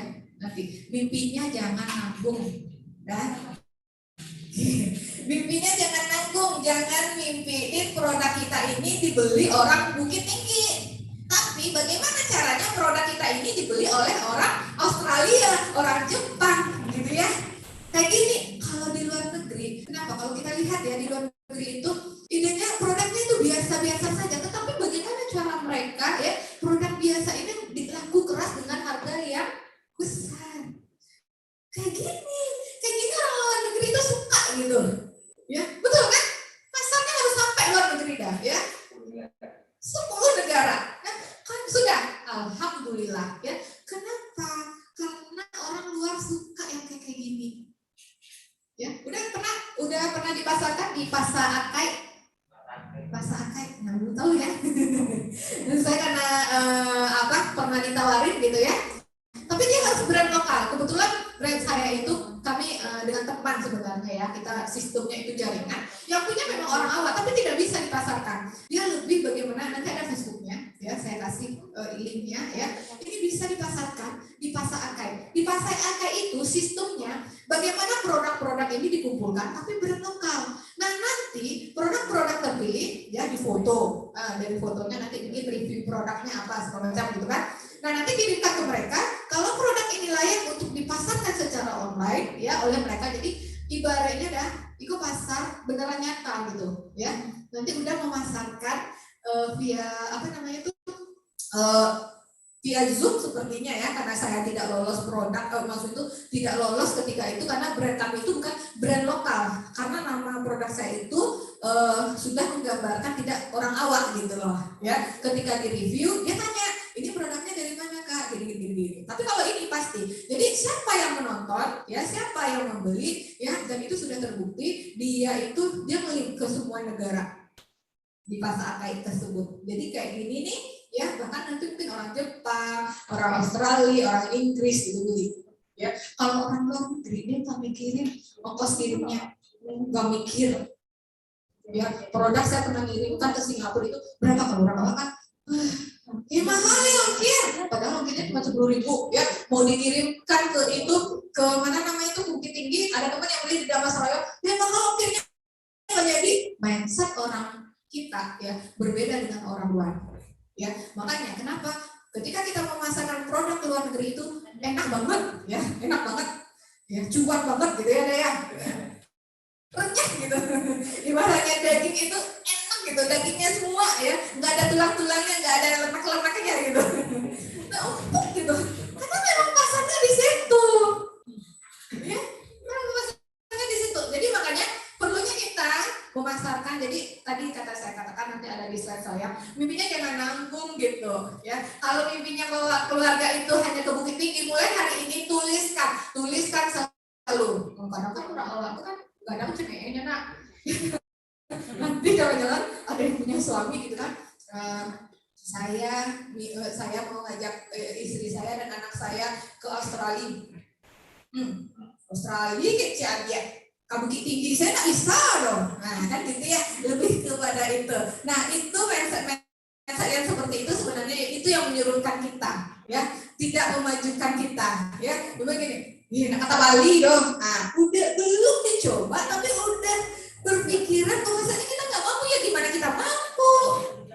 Ya harus mulai detik ini tuliskan, ya, apa pencapaian target kita. Kalau bisa 1 bulan itu kita bisa apa? Ingat Bapak Ibu, semua berawal dari mimpi. Dalam komunikasi juga seperti itu. Apa yang saya pikirkan, saya harus begini. Ya, ada ini sharing ya, bagaimana membuktikan apa yang sudah kita niatkan itu benar-benar terjadi. Ya, jadi waktu itu sebenarnya kita harus percaya Allah Subhanahu Wa Taala, ya, harus percaya kepada Tuhan kita. Ya, kalau ketika kita sudah berdoa, ketika kita sudah berusaha itu belum terrealisasi, ayo coba lagi gitu. Ya, jadi ada profesor saya waktu saya kuliah di Unpad gitu ya, dia mengatakan mulai dia bekerja gitu ya, dia sudah menuliskan, saya kalau punya rumah itu harus nomornya gitu ya, nomornya nomor 7. Gitu ya, itu yang saya inginkan, saya tulis selalu gitu. Dan nggak tahunya gitu, Allah memang mewujudkan itu. Saya punya rumah yang kebetulan di nomor 7 itu tanahnya kosong, langsung saya beli. Ya, saya waktu itu nggak berpikir apakah saya mampu, tetapi selalu saya tuliskan, selalu saya tanamkan di benak saya gitu ya, selalu saya tulis. Nah itu, jadi tuliskan selalu. Tuliskan di kertas kecil, ya. Mungkin mulai dari yang sederhana dulu, setelah itu ke hal-hal yang besar, begitu, ya. Tapi kalau kita ibaratnya gini, apa yang terjadi sana, itu yang menyebabkan kita sebenarnya tidak menjadi seorang yang sukses. Kenapa? Kita nggak punya mimpi, ya. Kita nggak bisa bermimpi gitu loh. Kalau kita punya mimpi dan itu kita tuliskan, ya, dan insya Allah deh, ya insya Allah. Oke, nah itu akan terrealisasi loh, kata udah gitu ya. Nah, mungkin udah income-nya yang sudah banyak mungkin gitu ya, untuk mulai tuliskan ya. Saya tahun ini target saya, lalu bagaimana caranya evaluasi setiap apa yang sudah kita lakukan ya. Mungkin memang ini ya agak sedikit susah gitu ya. Bagaimana caranya time manajemen waktu, ya lu anak lah gitu kan, ada ini apa segala macam dan itu. Jadi manusia tidak boleh beralasan gitu. Itu menurut saya, sehingga nantinya kita menjadi seorang yang benar-benar bersemangat ketika satu hal tercapai, wow gitu kan. Senang hati wak gitu, nah bisa mengajak anak makan laki tapi lawi, saya senang gitu ya. Apalagi kalau bisa ngajakin anak sampai ke mungkin ke Jakarta, ke Bali, ke luar negeri, ke Singapura gitu ya. Bukan nggak mungkin, insya Allah gitu ya. Kita hidupnya punya Allah gitu. Oke, next slide. Oke, semoga ini tidak membosankan ya. Tanya, jangan menunggu ya. Go to online. Mulai detik ini ambil gadgetnya, lihat postingannya, apa yang sudah saya lakukan, kedepannya bagaimana ya, nanti akan diajarkan oleh teman-teman saya. Oke, ingat ya, COVID bukanlah badai pelaku usaha. Ingat, COVID adalah hal yang harus dimanfaatkan. COVID adalah saatnya orang pelaku usaha memanfaatkan momen-momen tersebut. Oke, nggak ada yang nggak mungkin. banyak, tapi memang banyak ya pelaku UMKM itu yang belum tikam. Kenapa? Karena ini adalah salah satu kelemahan. Karena mereka tidak terliterasi, tidak mengetahui ya, bukan terlalu. Ada bahkan yang kemampuan mereka itu dari nol, pengetahuan mereka itu nol tentang digital. Oke. Walaupun sebenarnya mungkin sudah ada nih diajarkan, tetapi balik lagi ke up and down tadi, semangat tadi ya, kan up and down gitu. Saya aja sering gitu. Hari ini orderan banyak senang gitu kan, nggak tahu. Tapi cabut lagi dirinya gitu ya. Income saya 1 bulan ini mungkin hanya 5 juta gitu ya. Gimana ke depannya? Saya 10 juta gitu. Ya, nah itu. Tapi itu harus di ini kemajuan teknologi COVID bukanlah ini menurut saya gitu, dan mungkin bagi orang yang sudah memanfaatkan itu ya, juga sebenarnya pendapatan 10 juta, keuntungan 1 juta seumpamanya ya, keuntungan bersih 1 juta gitu, tapi itu adalah keuntungan Bapak Ibu. 1 juta untuk zaman sekarang itu udah banyak ya, karena ingat bagi ya, saya rasa yang di ruangan ini tidak ada yang sampingan. Mungkin fokusnya memang di situ ya, bukan tidak ada yang kalau saya adalah ASN gitu ya, tapi sampingan saya ini X gitu. Nah ada sampingan, tapi kalau kita yang memang itu yang kita pegang gitu ya, tapi itu akan membuat kita lebih fokus sebenarnya. Oke. Next ya, ingat ya, COVID bukan badai usaha, tapi COVID adalah hal yang harus dimanfaatkan oleh pelaku usaha. Oke, next slide please. Oke. Tadi ini sebenarnya sudah dipaparkan oleh Pak M. Kenapa? Data inilah yang harus kita manfaatkan, yang kata Pak M tadi ber-M gitu ya. Ini saat ini orang yang terkoneksi dengan smartphone ya 4,6%-nya lebih tinggi ya. Ini tahun 2019. Di 2020 orang yang hanya di rumah saja boleh dikatakan 80 lebih persen ya itu memanfaatkan media internet. Oke. Mulai dari bangun tidur ya, apa yang kita handphone ya yang dipegang itu terkadang orang lupa berdoa, ya Allah terima kasih hari ini saya alhamdulillah bangun dalam keadaan sehat gitu ya, lupa gitu. Kenapa? Mungkin bangun tidur yang bagi yang punya suami atau istri gitu ya, lupa bahwasanya di sebelah kita ada pasangan tidur, ada anak kita gitu ya. Handphone ini sudah menjadi ibaratnya pasangan hidup gitu ya. Makanya muncul cerita lucu gitu ya. Kalau handphone yang ketinggalan balik lagi ke rumah, tapi kalau pergi kantor istri yang ketinggalan udah suruh aja naik Gojek gitu ya. Kenapa? Karena orang udah nggak bisa dipisahkan dari ini, orang nggak bisa lagi dipisahkan dari gadget gitu. Pernah suatu ketika beberapa ya bulan yang lalu atau saya lupa kehilangan sinyal tuh ya, terus Facebook aja down ya dalam 1 hari, Instagram aja down. Pak, kalau Instagram down gimana? Kayak di goa gitu ya, karena aduh ya Allah ya, kalau dulu kita mikirnya nggak ada Instagram tapi kita happy aja gitu kan. Tapi kalau sekarang Instagram down, itu lihat aja status orang tentang Instagram down, seolah-olah ya Allah ini adalah orang yang benar-benar gimana ya, ini adalah teman hidup saya, kalau saya nggak ada aduh rasanya pusing, saya rasanya bagaimana gitu loh. Data ini loh yang harus kita manfaatkan, apalagi dengan orang di rumah saja ya, aktivitas yang belum boleh di tempat keramaian. Orang di rumah saja kita butuh gitu loh ya, kita terkoneksi semuanya. Nah itu ya, jadi mereka adalah orang yang aktif ya. Beda di beberapa negara yang dibatasi begitu ya. Kalau di Indonesia kan bebas mau apa aja, tapi tentunya dimanfaatkan dengan hal-hal yang positif begitu. Kalau di Jepang itu posting fotoannya nggak boleh, ya, harus minta izin dulu, nggak boleh, itu melanggar ya. Bagi mereka itu adalah salah satu bentuk bullying gitu ya, dan nggak boleh dia ngomong gitu ya.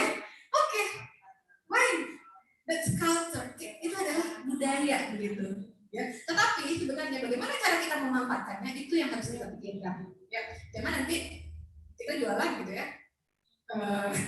Di postingan kita ini yang dikatakan oleh Pak Ek tadi, ya, berantem sama pacar diposting juga ya. Anak apa namanya tuh rankingnya ini diposting juga ya gitu ya. Berantem dengan pasangan diposting gitu. Jadi banyak hal sebenarnya yang membangun brand tersebut. Jadi narasi-narasi tadi yang harus kita perhatikan bagaimana caranya menarasikan hal-hal yang positif terhadap produk kita. Itu yang dilihat oleh orang. Ya, selain nanti teknik foto dan lain-lain akan disampaikan juga. Ini waktu saya sampai kapan ya Pak? Ini kalau Bu Revi kalau nggak diingat, tolong ingetin ya. Oke, next slide please. Oke, ini ya YouTube, Facebook, ingat ya yang tadi ngatain, yang tadi bilang kalau Facebook itu sebenarnya udah ditinggalin. Siapa bilang? Saya salah satu pelaku bisnis yang sangat memanfaatkan Facebook untuk jualan saya. Kenapa? Segmentasi, ingat satu lagi, kita harus tahu segmentasi utama kita apa, siapa begitu. Jadi bisa kita memprioritaskan media-media apa yang akan kita pakai. Nah, sebenarnya ya karena saya belum YouTube, saya belum ini ya. YouTube itu saat ini bisa sangat bisa dimanfaatkan. Itu yang tadi saya katakan, nggak jualan produknya dah, ya mungkin ya nanti ajarin ya bagaimana cara membuat akun bisnis melalui YouTube sehingga kita bisa menghasilkan konten-konten yang dinamakan dengan konten-konten kreator itu loh, ya, yang istilah konten kreator. Bisa cari viewersnya. Sudah? Aduh, sudah. Berapa viewersnya? Udah banyak kan? Oke, wow. Udah iklan. Udah lagi. Udah menghasilkan. Ya. Nah, hal-hal yang seperti ini sebenarnya bisa di-share ke teman-teman yang lainnya. Bagaimana caranya? Mungkin idenya biasa saja gitu ya. Betul kan? Cuma ngolah sampah doang kok gitu. Ya, tapi itu menghasilkan loh. Berapa dapat dari bisnis kita? Oke. Ya, bisa untuk makan bakso kan? Sama gerobaknya. Benar ya, itu saya suka ya. Jadi artinya, kalau boleh tahu nama udah siapa? Udah?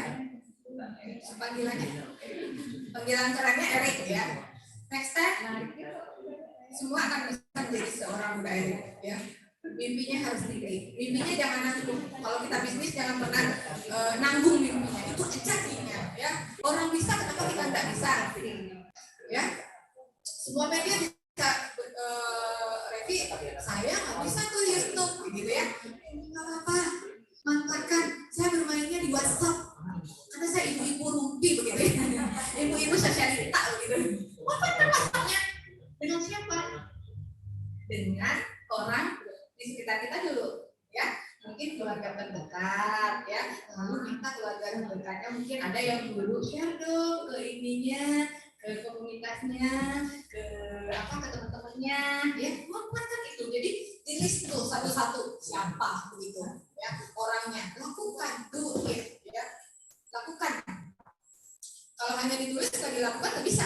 Tapi bagaimana cara mengeksekusi itu yang susah. Ya. Satu lagi, pebisnis itu tidak boleh malu Bapak Ibu. Ya, nggak usah malu. Saya aja, saya nggak begitu. Sumpah, orang itu bisnis saya gitu ya, cuan-cuan saya gitu, ngapain saya harus malu? Ya, Pak Ilham ya, Bu Revi malu nggak? Kak Revi malu nggak? Malu ya, ngapain saya harus malu gitu? Kan ASN gitu kan, emang nggak cukup ya gajinya kan sampai ke sananya ya, gitu ya. Halo gitu kan besarnya. Kalau saya punya cuan kan bisa saya gini gitu. Dan mungkin ini akan bisa memotivasi orang lain begitu ya. Satu hal kita harus memberikan manfaat yang luar biasa kepada orang lain ya. Tidak untuk diri sendiri saja tetapi juga untuk orang lain ya. Berbicara tentang duit ya, batasan ya. Terkadang duit 100 juta itu rasanya sedikit ya. Duit 1 juta rasanya sama dengan duit 50 juta kan gitu ya. Bagaimana cara kita memaknai aja sih sebenarnya. Ya, jadi jangan pernah malu. Karena gimana Kak? Kadang mau kita kayak ngalamin kayak kan, dapat sedikit, udah dapat makan. Nah itu. Kalau ibu sekarang kan kita udah Mindsetnya harus diganti Kak. Ya, mindsetnya harus diganti. yang pernah puas. Jadi alah mah dasar ratu ibu lah tuh mah. Ya, gitu. Padahal ya Allah itu tidak kasih kita batasan untuk rezeki. Ya dia nggak pernah 100.000 ya untuk kita hari ini gitu. Ya kitanya aja yang minta lebih banyak kepada Allah Subhanahu Wa Taala. Itu sih sebenarnya menurut saya. Ya bagaimana caranya makanya tulis gitu. Ya. Malam dia supaya jualannya laku. Waktunya kita jualan. Rezekinya dipatok air. Nah itu. Iya. Cuman dengan tanam di mindsetnya, gua harus maju. Iya. Eksekusinya ya. Eksekusinya nggak ada. Nah itu. Jadi dari sekarang. makanya harus kita gimana ya, harus benar-benar kita praktekkan. Jangan pernah malu ya kata-kata saya nggak malu sumpah. Yang ada malu-maluin ya Mas. Oke, ini manfaatkan Bapak Ibu ya. Mungkin ada yang tidak pernah meraba ke Instagram, manfaatkan ya.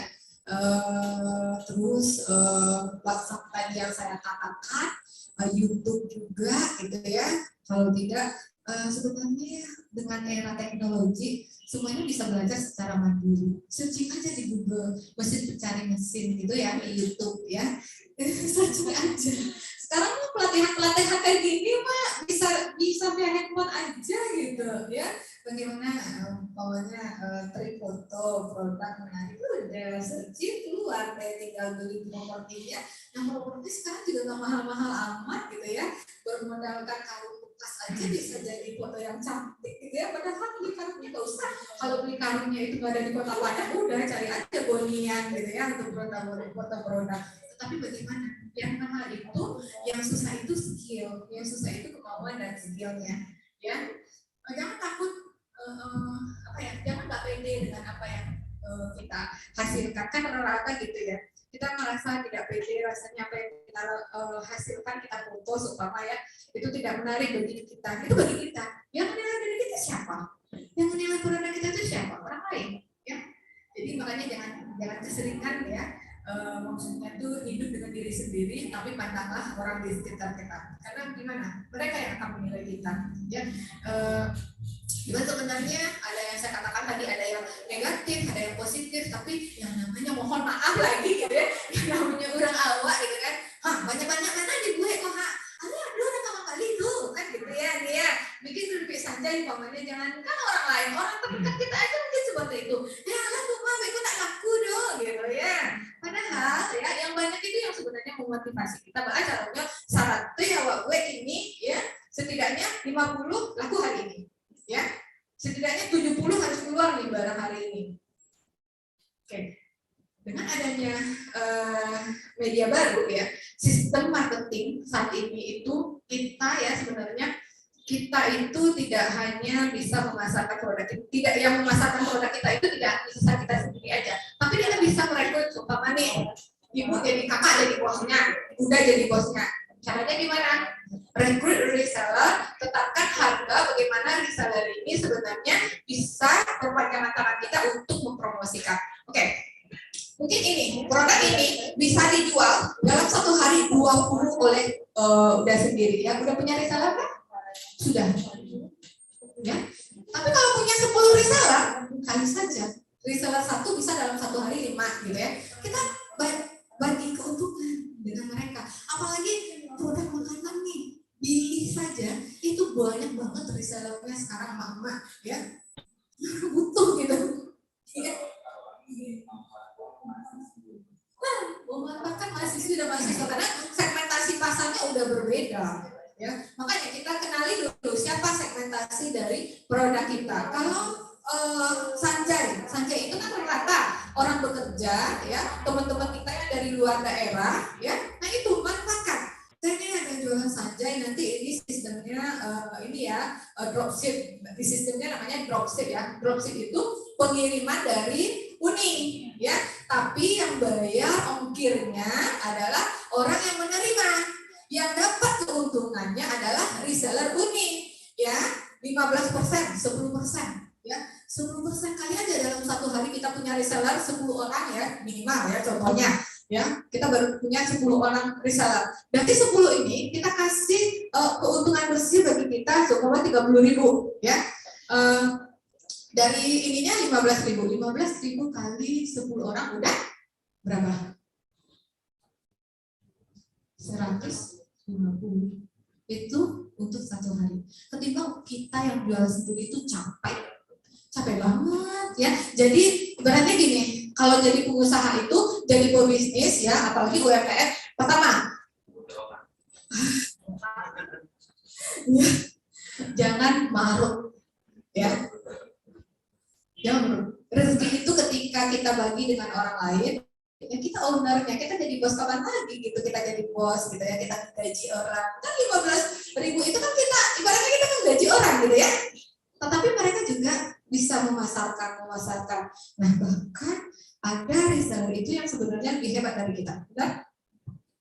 Itu yang harus dimanfaatkan. Kenali dulu segmentasinya siapa. Kalau ini keripik ya, mungkin adalah segmentasinya adalah ibu-ibu rumah tangga ya. Terus orang-orang yang bekerja. Kasih aja, mereka nggak butuh modal. Ya, beda kalau mau dia punya galeri ya, beda lagi harganya ya, sistemnya gitu. Jadi sampai ke sana hitung-hitungannya sebenarnya sehingga kita nggak capek sendiri gitu. Yang kata Umi, saya sendiri gitu ya. Manfaatkan orang-orang sekitarnya ya dengan satu ibaratnya bos besarnya Uni gitu ya.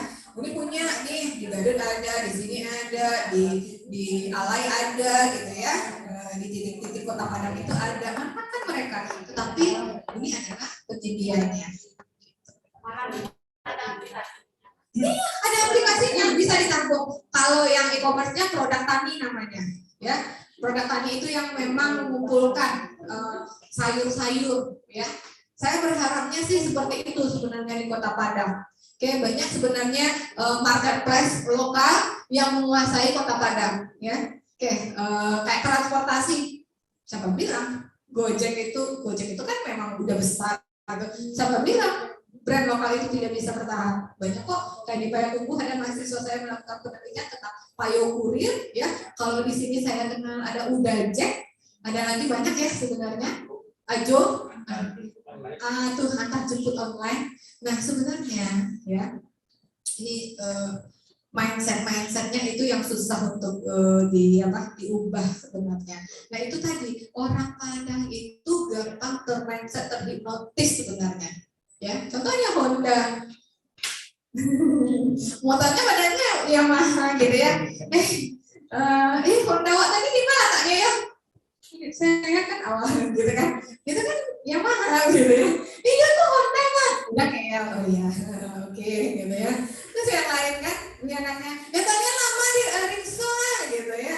Padahal itu dibeli sama anaknya Ringso gitu kan. Ya gitu.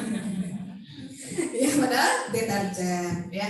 Nah hal-hal yang seperti itu memang ya tergantung dari, kalau kajiannya itu tergantung dari budaya kita sebenarnya ya, karena memang survei hasil penelitiannya memang sudah ada gitu ya. Orang Padang itu memang rata seperti itu. Balikan ke diri kita sendiri gitu ya. Kalau tempat makan kalau udah enak sekali aja pergi ke sana, susah untuk berbalik ke lain hati kan. Pengennya makan di situ, padahal ada yang sebenarnya yang lebih murah, yang lebih ini gitu ya. Nah itu susah begitu. Tetapi bagaimana caranya? Begini, ilmunya itu adalah kalau saya bilang ya, ilmu itu adalah ilmu nyinyir. Nyinyir mengkomunikasikan postingan kita tentang produk kita dalam keseharian kita dalam satu hari itu, nyinyirin aja orang ya. Yang biasanya sabunnya tuh di dapur rumah aku dulunya Sanjay gitu ya, lama dulunya gitu ya, tulis ya Sanjay bunyi Emil lebih enak dengan bahannya ini nah gitu kan. Nah terus sana ndak mancubo rugi rasanya gitu, nyinyirin aja terus ya, sehingga terkadang melihat nih yang kita makanya aku gini tuh, ya kan nanya ya jualan apa sih gitu. Lalu mungkin setelah jualan apa sih, ya kita kan sering baper juga tuh ya. Jadi pebisnis ingat ya, nggak boleh baper, bapernya cukup di rumahnya aja gitu. Ya nggak boleh baper. Kalau nggak ada orang yang nanya nggak usah baper ya. Tapi kalau udah ada orang yang nanya, Mangalehani gitu ya. Lalu diam ya, nggak ada nanya, nggak ada responnya lagi gitu kan, di kamu senyumah kan gitu ya, nggak apa-apa ya. Levelnya itu brand ya, kalau kita berbicara tentang brand itu memang ada tingkatan-tingkatannya ya.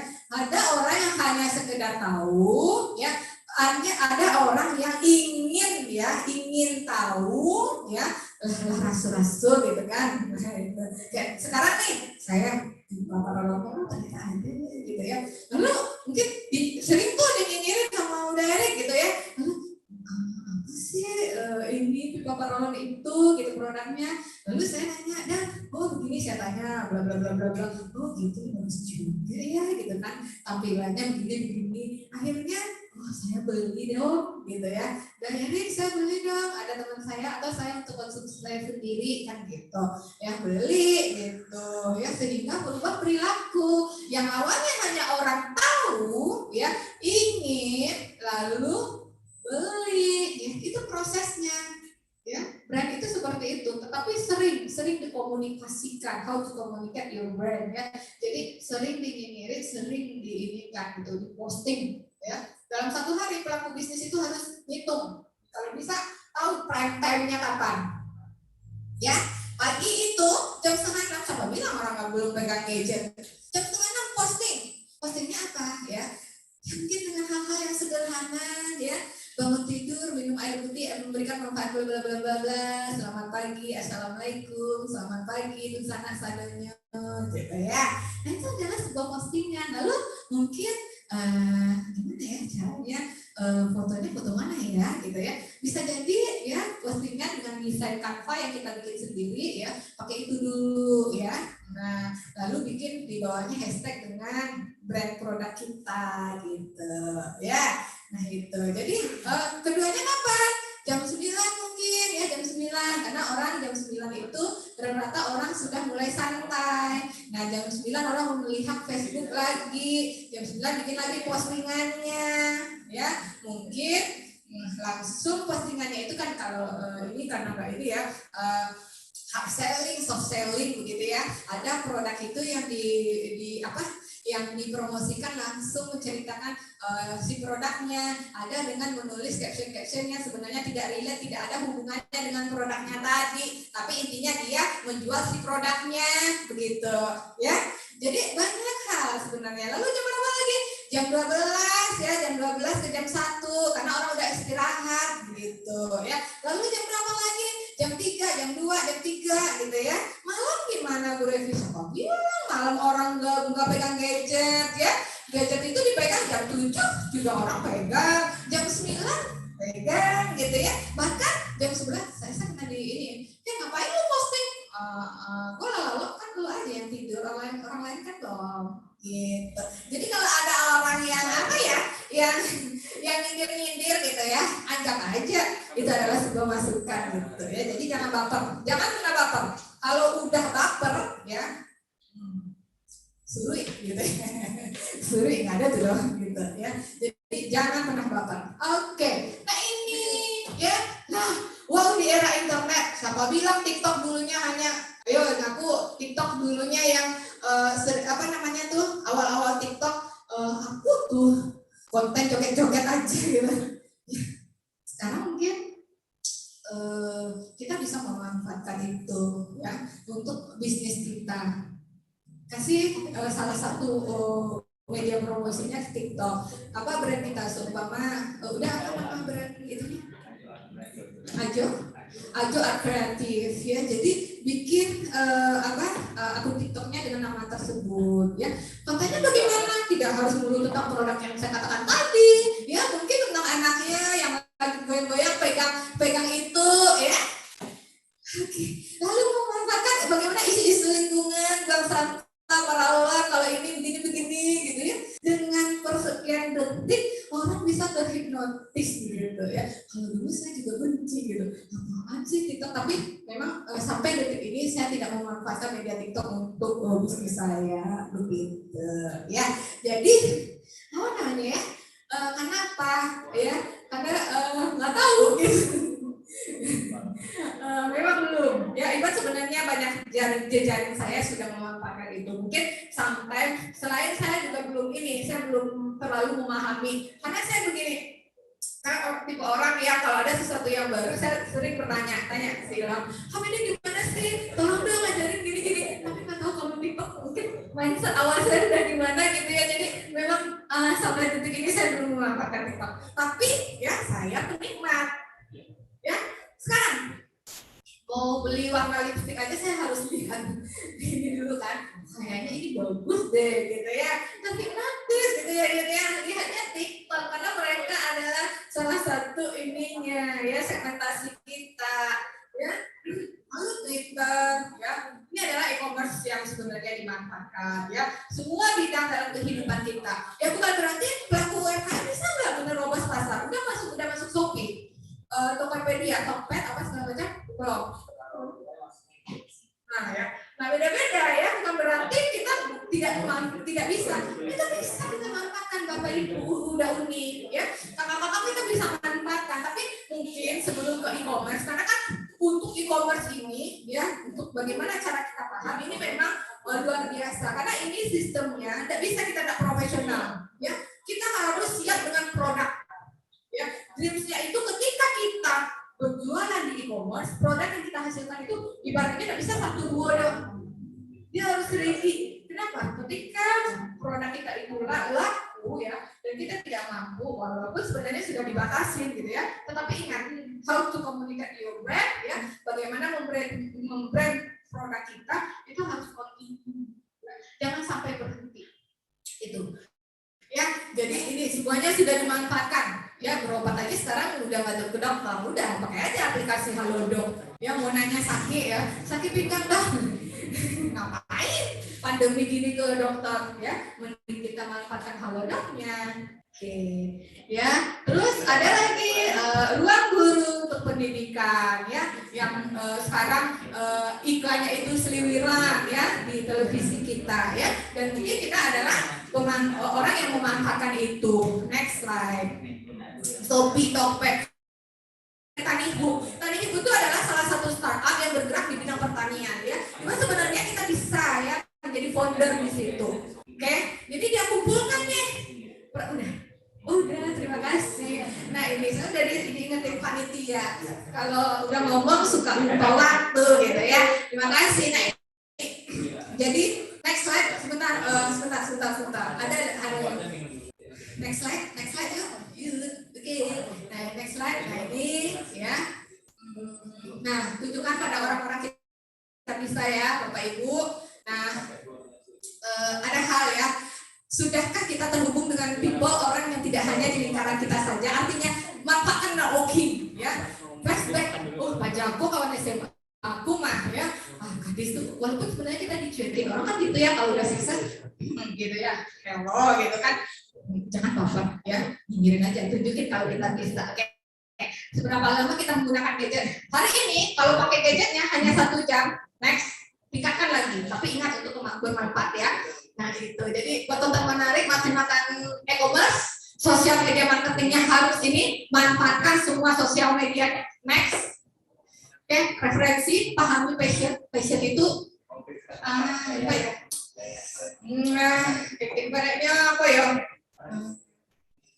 Suka-sukaan kita, ya hobi, ya passionnya di mana, ya ketertarikan, daya tarik kita tuh di mana sebenarnya? Karena bisnis itu berawal dari passion sebenarnya, oke? Mungkin dia adalah seorang pemerhati lingkungan dulunya ya. Saya suka dengan hal-hal yang tidak dunia gitu kan. Saya nggak suka begitu. Lalu dengan passion itu jadilah dia seorang pelaku usaha yang saat ini. Udi mungkin hobinya masak begitu.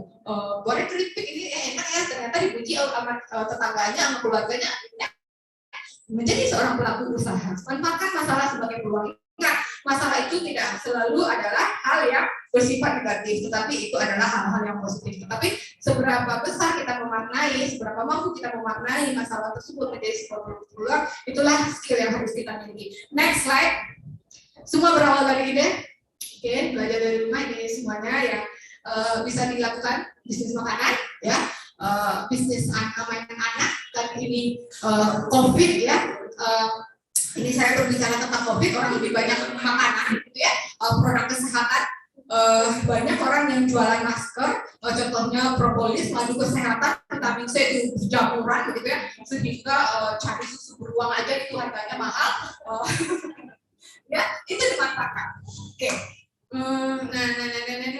Bagaimana beradaptasi, mempunyai desain bisnis, manfaatkan digital platform, passion yang dimiliki, berani nekat, tanggung jawab mental kuat. Berani nekat, ya, bisnis itu harus nekat. Oke.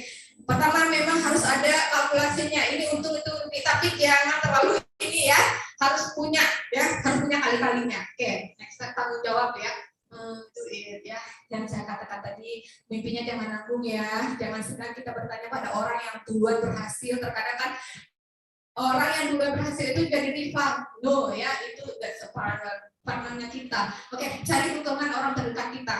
Ya, ketika kita down, ya kita butuh orang yang benar-benar orang yang mengingatkan kita. Apakah itu teman kita, pasangan kita, orang tua kita, carilah orang kayaknya benar-benar yang berani untuk mengingatkan kita begitu. Ketika saya malas, tolong dong cambuk saya, dalam arti tidak dicambuk beneran ya.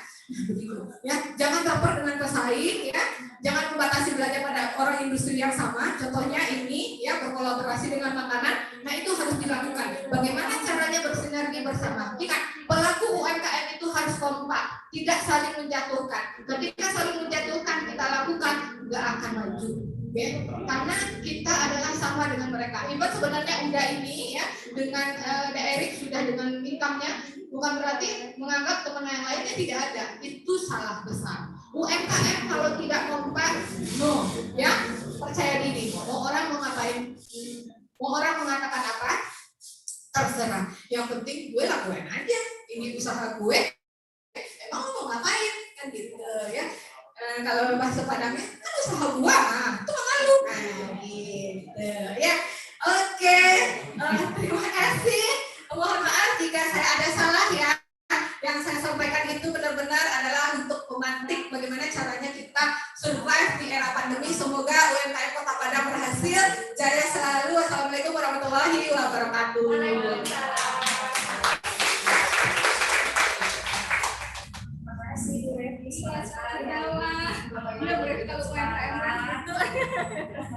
Oke, belum waktu Soma ya sudah masuk, waktu sholat sudah masuk. Kita istirahat dulu, boleh Bapak Ibu yang ingin sholat dulu. Nanti makan kita akan makan siang bersama di 15 menit lagi. Jadi kita beri 15 menit ya. Nah, nanti boleh sholat dulu, setelah sholat mungkin semoga udah ready makanannya di meja masing-masing. Boleh langsung. Setelah kita break, kita langsung melakukan workshop, kita langsung praktek nih apa saja tadi materi yang sudah disampaikan oleh Bu Revi.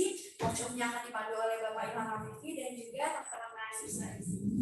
Oke, silakan Bapak Ibu yang mau istirahat. Terima kasih. Silakan istirahat dulu, Kak. Udah.